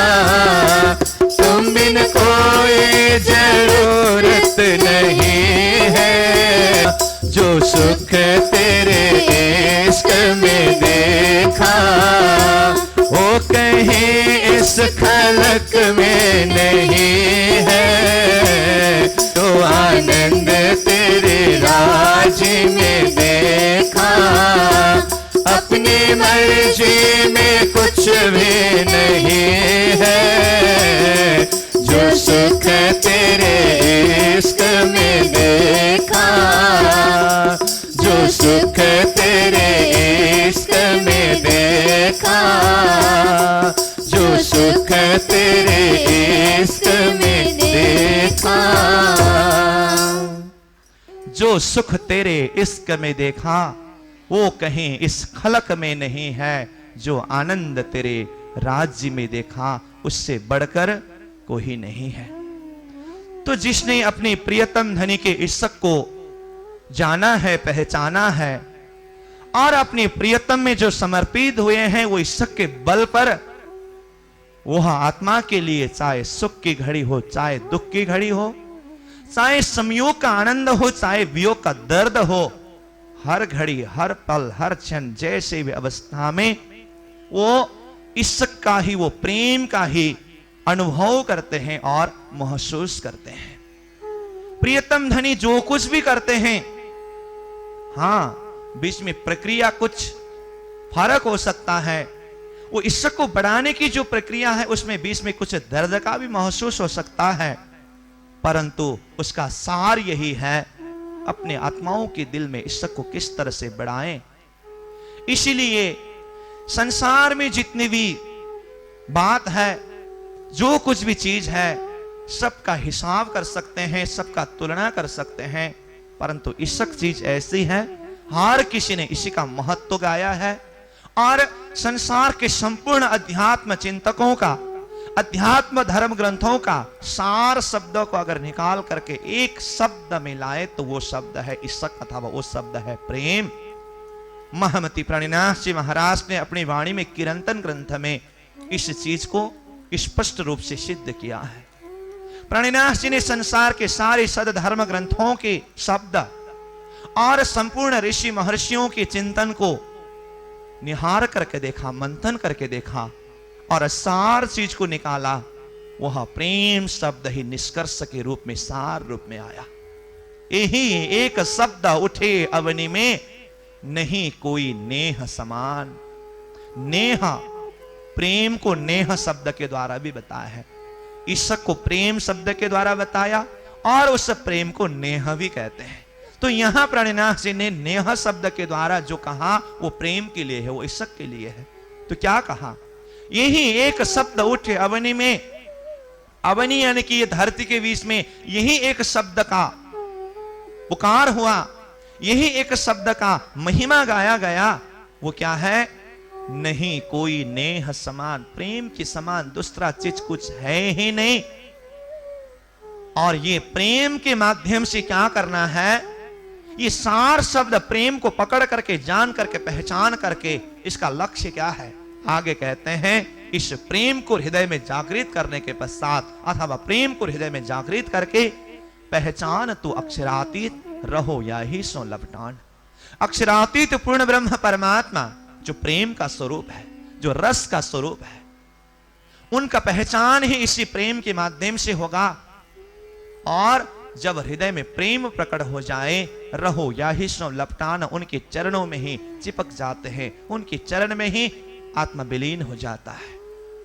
महामती प्राणिनाथ जी ने बहुत गहराई से संसार के सारे विषयों को चिंतन करके देखा, और इस चौपाई के आधार पर भी देखा जाए तो प्राणिनाथ जी ने यही चीज को सार खींचा, नहीं कोई नेह समान।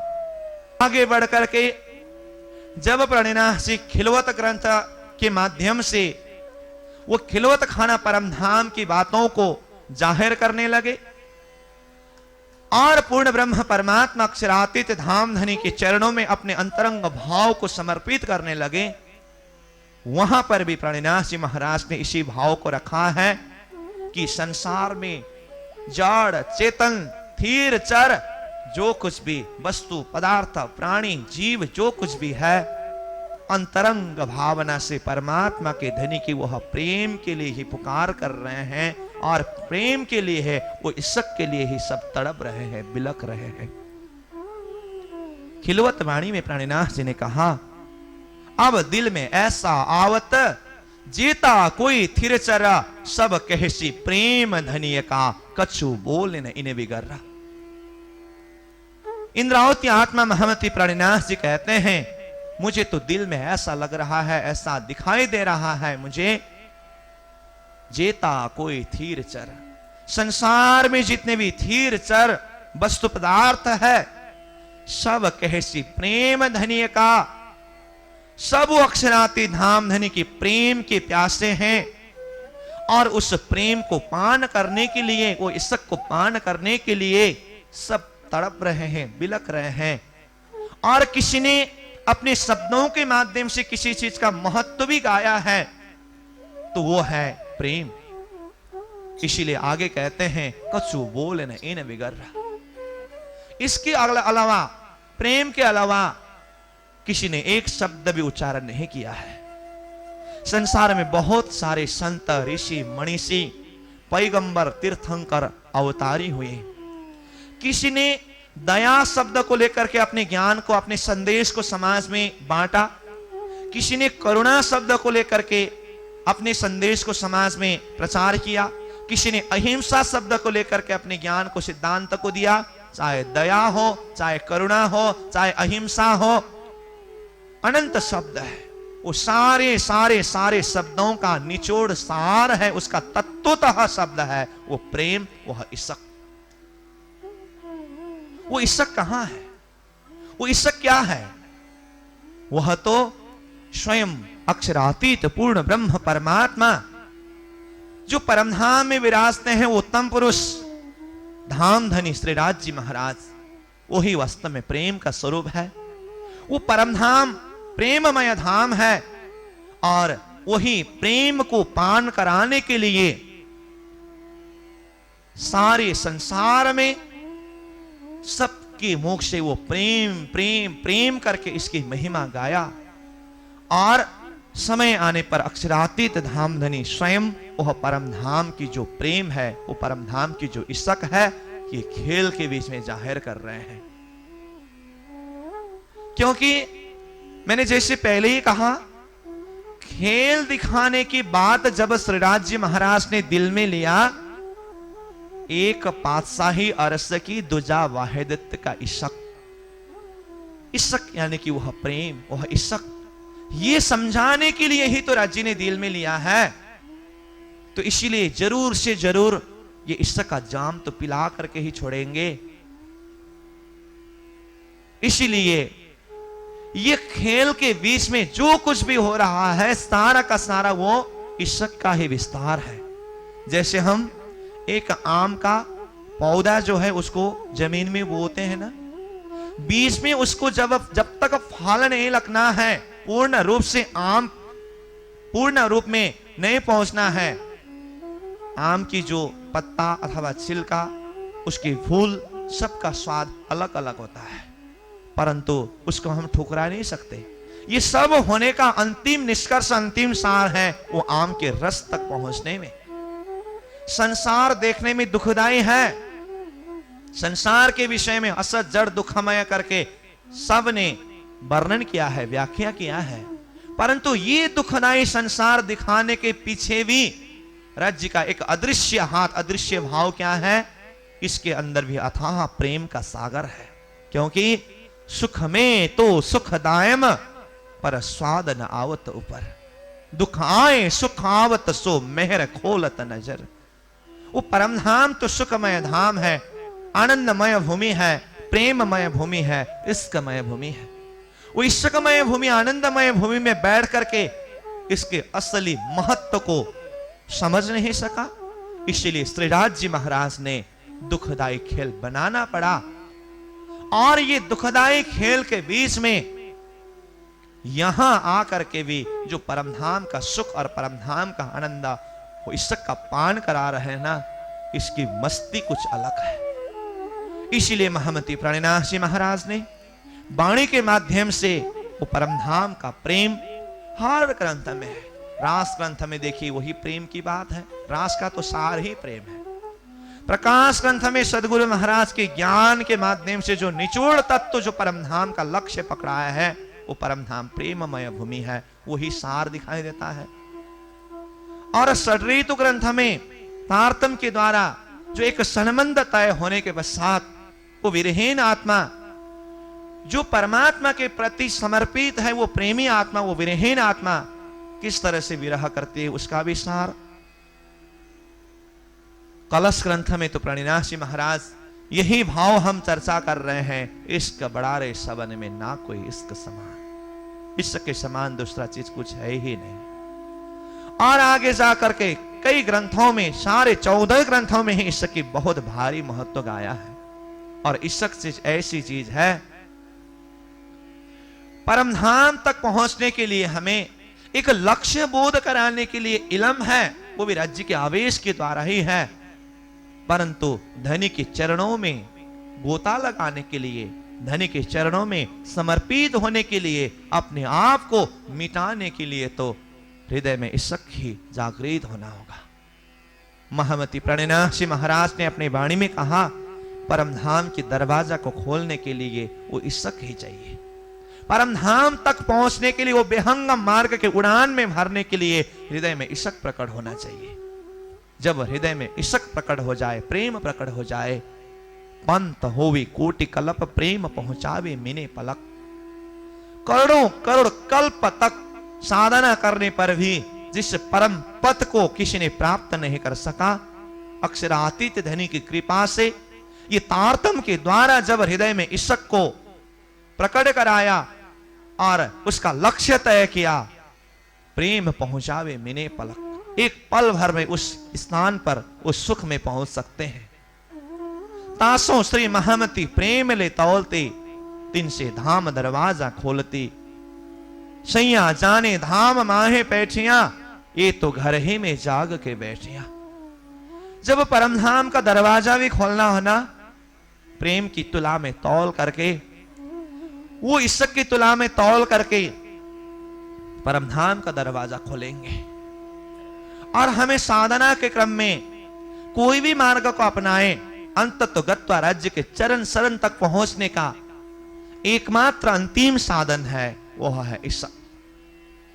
क्योंकि श्री राज्य महाराज अपनी रूहों को, अपने आत्माओं को किस तरह से संदेश दे रहे हैं, मैंने आत्माओं को खेल देखने के लिए संसार में भेजा हूं और तारतम ज्ञान के माध्यम से संसार, ये झूठा संसार के संबंध को छुड़ा करके परम धाम का लक्ष्य तय कराने के लिए भी कोशिश किया हूं।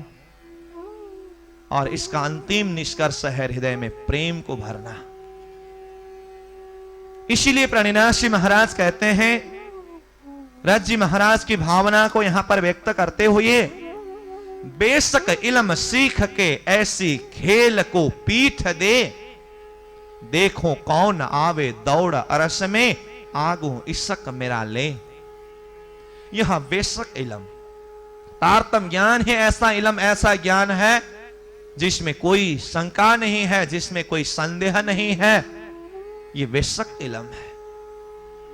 और ये बेशक इल्म सीखने का एक बेशक हृदय में बेशक होने का, अथवा तारतम के द्वारा हृदय बेशक होने का अंतिम प्रमाण क्या है, अथवा तारतम के द्वारा हृदय बेशक होने के बाद आगे कर्तव्य क्या है। कहते हैं ऐसी खेल को पीठ दे। ये झूठा संसार है, जब जान लिया इसको पेट देना चाहिए। हम संसार के ही पीछे लगे रहेंगे तो कभी भी संसार हमें छोड़ेंगे नहीं। इसीलिए जब ज्ञान के द्वारा, इल्म के द्वारा हृदय बेशक हो, ऐसी खेल को पीठ दे, इस खेल को पीठ देना चाहिए। और इल्म के द्वारा हृदय बेशक हुआ, खेल को पीठ दिया, इतना ही सब कुछ नहीं। जब खेल को पीठ दिया, खेल के प्रति चित्तवृत्ति नहीं है, तो अपना संबंधी कहीं ना कहीं कोई ना कोई होंगे ना। वो कौन है? वो प्रियतम धामधनी श्री राज्य महाराज है। उनके चरण शरण तक पहुंचना है। इसलिए आगे कहते हैं, देखो कौन आवे दौड़ अरस में। हृदय को बेशक बना करके, बेशक इल्म सीख करके, खेल को पीठ दे करके राज्य महाराज कहते हैं, देखो कौन आवे दौड़ अरस में। मैं देखता हूं परम धाम में कौन दौड़ करके आएंगे। अंतिम चरण में ये कहा है, दौड़ करके तो कोई भी आ सकते हैं, परंतु दौड़ते हुए आना ही कोई बड़ी बात नहीं है। खाली खाली कोई नहीं आ सकते। अंतिम में क्या कहा? देखो कौन आवे दौड़ अरस में, आगो ईशक मेरा ले। मेरे ईशक को दिल में लेकर के, हृदय में अंग अंग में ईशक को भर करके, ईशक के श्रृंगार में श्रृंगारित होकर के ये परम धाम तक कौन आ सकते हैं। दूसरी चौपाई में यही भाव व्यक्त करते हैं, छिपाया अपने मेहर में, दिखाया और आलम, देखो कौन आवे दौड़ अरस में, लेके इश्क खसम। यहां पर भी इश्क की महिमा गाया है। छिपाया अपने मेहर में, राज्य महाराज ने अपने ही मेहर तले सखियों को छिपाया है। बैठी चरण तले, राज्य के चरण तले बैठे हुए हैं और फरामोशी की पर्दा डाल करके ऐसी अवस्था दूर दराज ऐसी करी, कबू नजीक न पाई हक।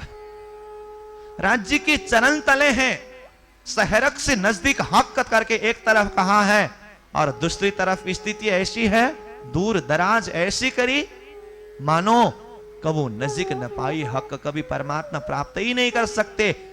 इस तरह से दूर दराज ये फरामोशी की पर्दा डाल दिया। और प्रणिनाशी कहते हैं धाम धनी ने अपने ही चरण तले अपने मेहर के तले रखे हैं और ये खेल दिखा रहे हैं। छिपाया अपनी मेहर में, दिखाया और आलम, अपने चरण तले रख करके दूसरा ही संसार दिखा रहे हैं।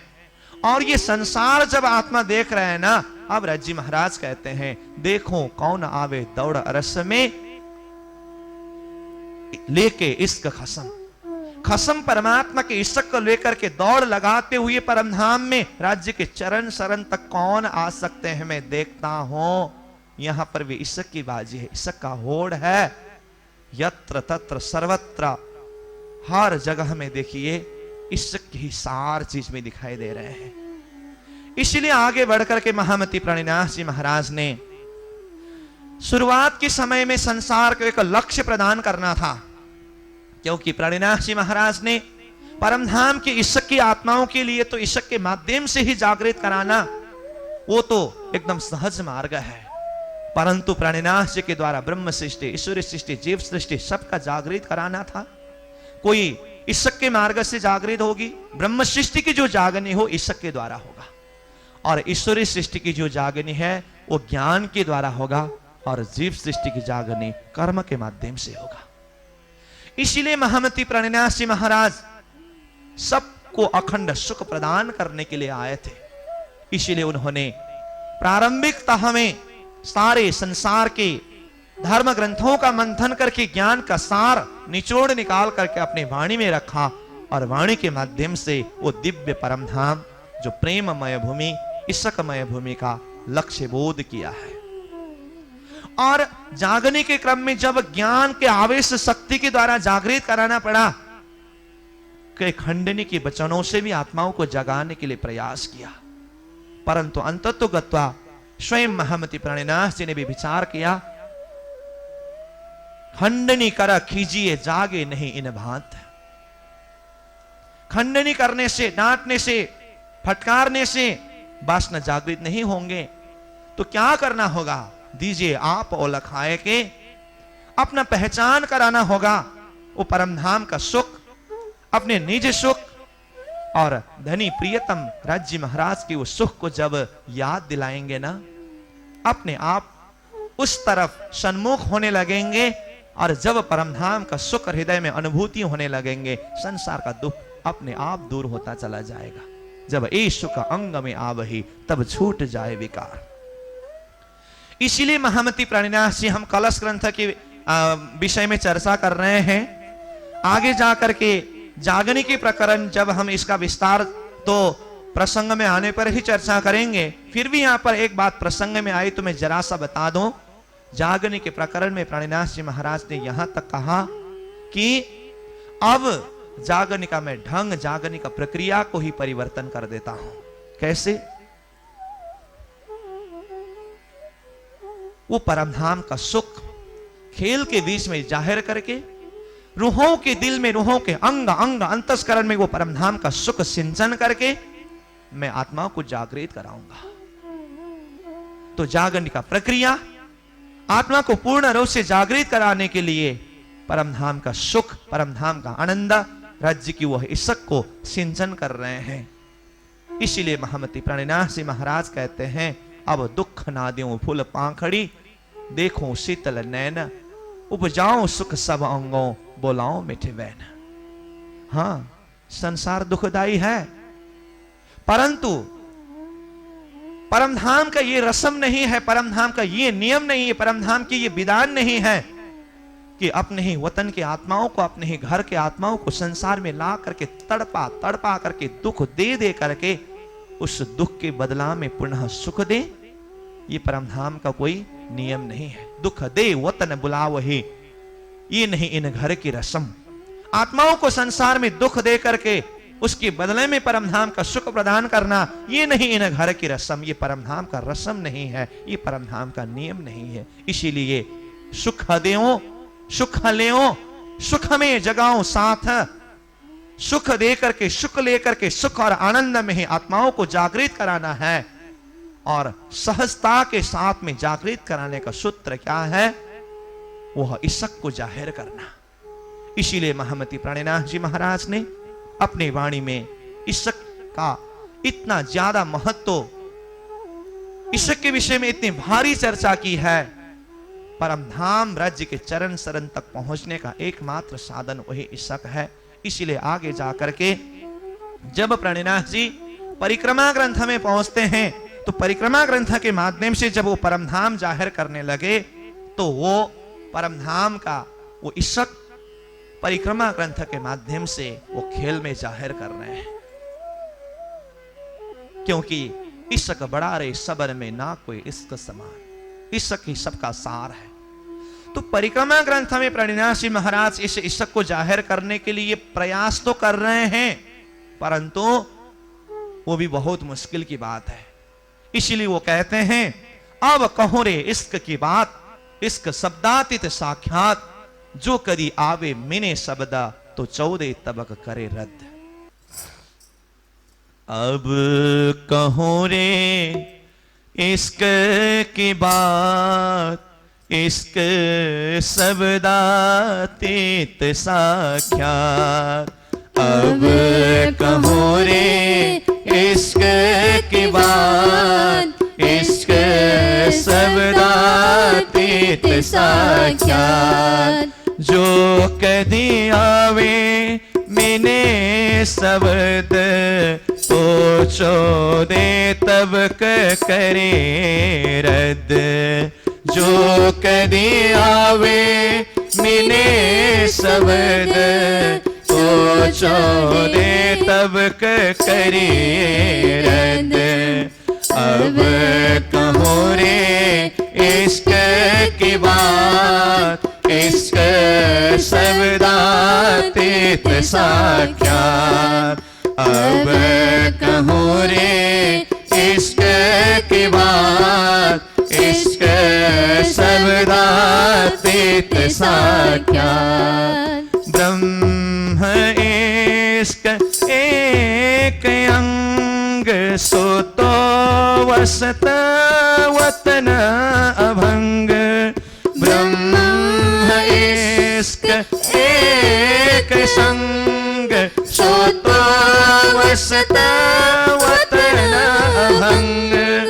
ब्रह्म सृष्टि ब्रह्म एक अंग सदानंद अतिरंग। ब्रह्म सृष्टि ब्रह्म एक अंग सदानंद अतिरंग, सदानंद अतिरंग। अब कहो रे इश्क की बात, इश्क शब्दातीत साक्षात। अब कहो रे इश्क की बात, इश्क शब्दातीत साक्षात। इश्क है हमारे निशाने, बिना इश्क दुल्हा में रानी। इश्क है हमारे निशाने, बिना इश्क दुल्हा में रानी। इश्क बिना में भई बिरानी, बिना इश्क ना सकी पहचानी। इश्क बिना में भई बिरानी, बिना इश्क ना सकी पहचानी। बिना इश्क ना सकी पहचानी। अब कहो रे इश्क की बात, इश्क शब्दातीत साक्षात। अब कहो रे इश्क की बात, इश्क शब्दातीत साक्षात। जो कदी आवे मिने शब्द तो 14 तबक करे रद्द। जो कदी आवे मिने शब्द चौदे तब करिए रद। अब कहूँ रे इश्क की बात, इश्क शब्दातीत साख्यात। अब कहूँ रे इश्क की बात, इश्क शब्दातीत साख्यात, इश्क शब्दातीत साख्यात, इश्क शब्दातीत साख्यात। बोलो श्री प्राणनाथ प्यारे के जय। महमती प्राणनाथ से महाराज इस तरह से इश्क के विषय में जाहिर करने जा रहे हैं। तो इश्क के विषय में फिर कहते हैं, अब कहूं रे इश्क की बात, इश्क शब्दातीत साक्षात। मैं वो इश्क के विषय में जाहिर करने तो जा रहा हूं, परंतु वह इश्क तो शब्दातीत है, वो शब्द से परे है, वहां तक शब्द ही नहीं पहुंच सकता, और वह तो साक्षात है। साक्षात मतलब वो साक्षात परब्रह्म परमात्मा प्रियतम धनी का ही स्वरूप है। इसलिए कहा ना प्राणनाथ जी महाराज ने, प्रेम ब्रह्म दो एक है। वो तो ब्रह्म स्वरूप है, वो तो प्रेम स्वरूप है, चाहे प्रेम कहो चाहे ब्रह्म कहो। परमात्मा श्री राज जी महाराज वो प्रेम का ही स्वरूप है, जिनके अंग अंग से प्रेम ही प्रेम सिंचित होता है, उछल रहा है, वो साक्षात परमात्मा का ही स्वरूप है। इसीलिए जो कदी आवे मिने शब्द, तो 14 तबक करे रद्द। प्रेम के विषय में, इश्क के विषय में एक शब्द भी अगर धरती में जाहिर हो जाए ना, 14 लोक ब्रह्मांड रद्द हो जाता है। 14 लोक ब्रह्मांड उसके लिए अस्तित्वहीन हो जाता है। वो तो प्रियतम धाम धनी के इश्क के सागर में ही डूबते रहते हैं। इंद्रावती आत्मा ने वो अनुभूति किया। इसीलिए वो कहते हैं, तुम देखत मोहे इन इंड में, मैं 14 तबक से दूर अंतर्गत ब्रह्मांड ते सदा साहेब की हजूर। साधारण लोगों की ये चर्म चक्षु की नजर से देखने से मुझे ये संसार के बीच में 14 लोक ब्रह्मांड के अंदर दिखाई देते हैं, परंतु इंद्रावती आत्मा कहती है, मेरा जो अंतरंग यात्रा है ना, मेरा शरीर 14 लोक ब्रह्मांड में है, परंतु राज्य के इश्क के बल से मेरे अंतरंग यात्रा को उस स्थिति में पहुंचा दिया, मेरे दिल दिमाग को यहां तक खींच करके वो अवस्था में पहुंचा दिया। सदा साहेब की हजूर, मैं तो सदा सर्वदा मेरे साहेब, मेरे प्रियतम धाम धनी के चरण शरण में, उनके हजूर में, उनके निकट में रहता हूं। ये प्रेम की बात है। इसीलिए पहले ही प्राणनाथ जी ने कहा, लागी वाली और कछु ना देखे, पिंड ब्रह्मांड वाको है रे नहीं। ओ खेलत प्रेमे पार प्यासों, देखन को तन सागर माहे। देखने के लिए उसको संसार सागर में दिखाई देते हैं, परंतु प्रियतम धनी के वो सुख, वो मस्ती में रमन करते हैं, आनंद मस्ती में झूमते रहते हैं, और इतवी धन्य धन्ना उतवी धन्य धन्ना वो अवस्था में पहुंचा देते। मतलब परमधाम तो प्रेममय भूमि, आनंदमय भूमि था ही, वहां पर बैठ करके प्रेममय लीला में मदमस्त होना वो तो था ही, परंतु ये संसार सागर के बीच में, मोह सागर के बीच में भी धनी की कृपा, राज्य की वो इश्क का सिंचन जब हृदय में राज्य ने किया, और आत्मा के दिल में जब वह प्रेम प्रकट हुआ, इश्क प्रकट हुआ, वो संसार में रहते हुए भी संसार में नहीं होते हैं, और संसार को भी धन्य धन्य बनाया। वो स्थिति का नाम है इत भी धन्य धन्य और उत भी धन्य धन्य। वो स्थिति को प्राणनाथ जी ने कहा, इत ही बैठे घर जागे धाम। वो तो यहाँ बैठे बैठे भी परम धाम का सुख अनुभूति कर रहे हैं। वो सुख तक पहुंचाने वाला, वो आनंद का अनुभव कराने वाला, और वो लज्जत को प्रदान करने वाला, वो सार तत्व है इश्क। इसीलिए महमती प्राणनाथ जी ने यहाँ कलश ग्रंथ में कहा, इश्क बड़ा रे सबन में, ना कोई इश्क समान। इश्क के समान दूसरा कुछ चीज हो ही नहीं सकता। और प्रियतम धनी के प्रति जब एक बार हृदय में इश्क प्रकट हो जाए, एक तेरे इश्क बिना उड़ गए सब जहान। एक धनी के इश्क के अलावा माँ की सारा संसार ही अस्तित्वहीन हुआ। ये भाव प्राणनाथ जी ने जो व्यक्त किया है, यह है इश्क का कलश। तो इस तरह से कलश ग्रंथ के अंदर एक एक शब्द शब्द में हमें देखना होगा, किस अर्थ में यह वाणी कलश है, किस अर्थ में यह ग्रंथ कलश है। तो कल का प्रसंग में हमने विरह की कलश के ऊपर चर्चा किया। आज का प्रसंग में इशक के कलश के विषय में चर्चा किया। तो आज का समय हमारा पूरा हुआ। अब ये इशक के प्रकरण के पश्चात फिर महामती प्रणिनाथ जी सनमंद के कलश के ऊपर चर्चा करने जा रहे हैं, क्योंकि इशक अपने दर्जा में बहुत ही उत्कृष्ट चीज है, परंतु सनमंद अगर न हो तो फिर वो इशक कहां कैसे प्रकट करे और वो इशक को कहां समर्पित करे। इसीलिए परमधाम में भी 8 सागरों में पहले इशक का सागर आया है, उसके बाद ही सनमंद का सागर है, और उसके बाद मेहर का सागर है। और सनमंद के विषय में तो प्रणिनाथ जी ने यहां तक कहा, पूरी मेहर जित हक की तित और कहा चाहियत। राज्य की पूर्ण मेहर हो जिस आत्मा के ऊपर, उसके लिए क्या जरूरत है, क्या चाहिए। परंतु प्रश्न आ सकता है वो पूर्ण मेहर कब होगी, किसको होगी। आगे कहा, हक मेहर तीत होता है जित असल है निस्वत। वहीं पर राज्य महाराज का वो पूर्ण मेहर होगा। राज्य महाराज वहीं पर अपना पूर्ण मेहर करेंगे जित असल है निस्वत, जहां सच्चा सनमंद है। तो सनमंद के जो कलश है वो सनमंद की प्रकाष्ठ है। उस प्रसंग हम कल के प्रसंग में चर्चा करेंगे। तो आज के प्रसंग में हमने इशक का जो एक महत्व और हृदय में इशक प्रकट होने वाली आत्मा की स्थिति कैसी होती है, उस विषय में कुछ चर्चा किया। तो इन्हीं शब्दों के साथ चौपाई दोहराते हुए अब प्रसंगों को हम विश्राम देंगे। बोलो श्री प्राणनाथ प्यारे की जय। इशक बड़ा रे सबन में, इशक बड़ा रे सबन में, ना कोई इशक समान, ना कोई इशक समान। एक तेरे इशक बिना, एक तेरे इशक बिना, उड़ गए सब जहान, उड़ गई सब जहान, उड़ गई सब जहान। उड़ गई सब जहान। बोलो श्री प्राणनाथ प्यारे की जय। प्रणाम। प्रणाम।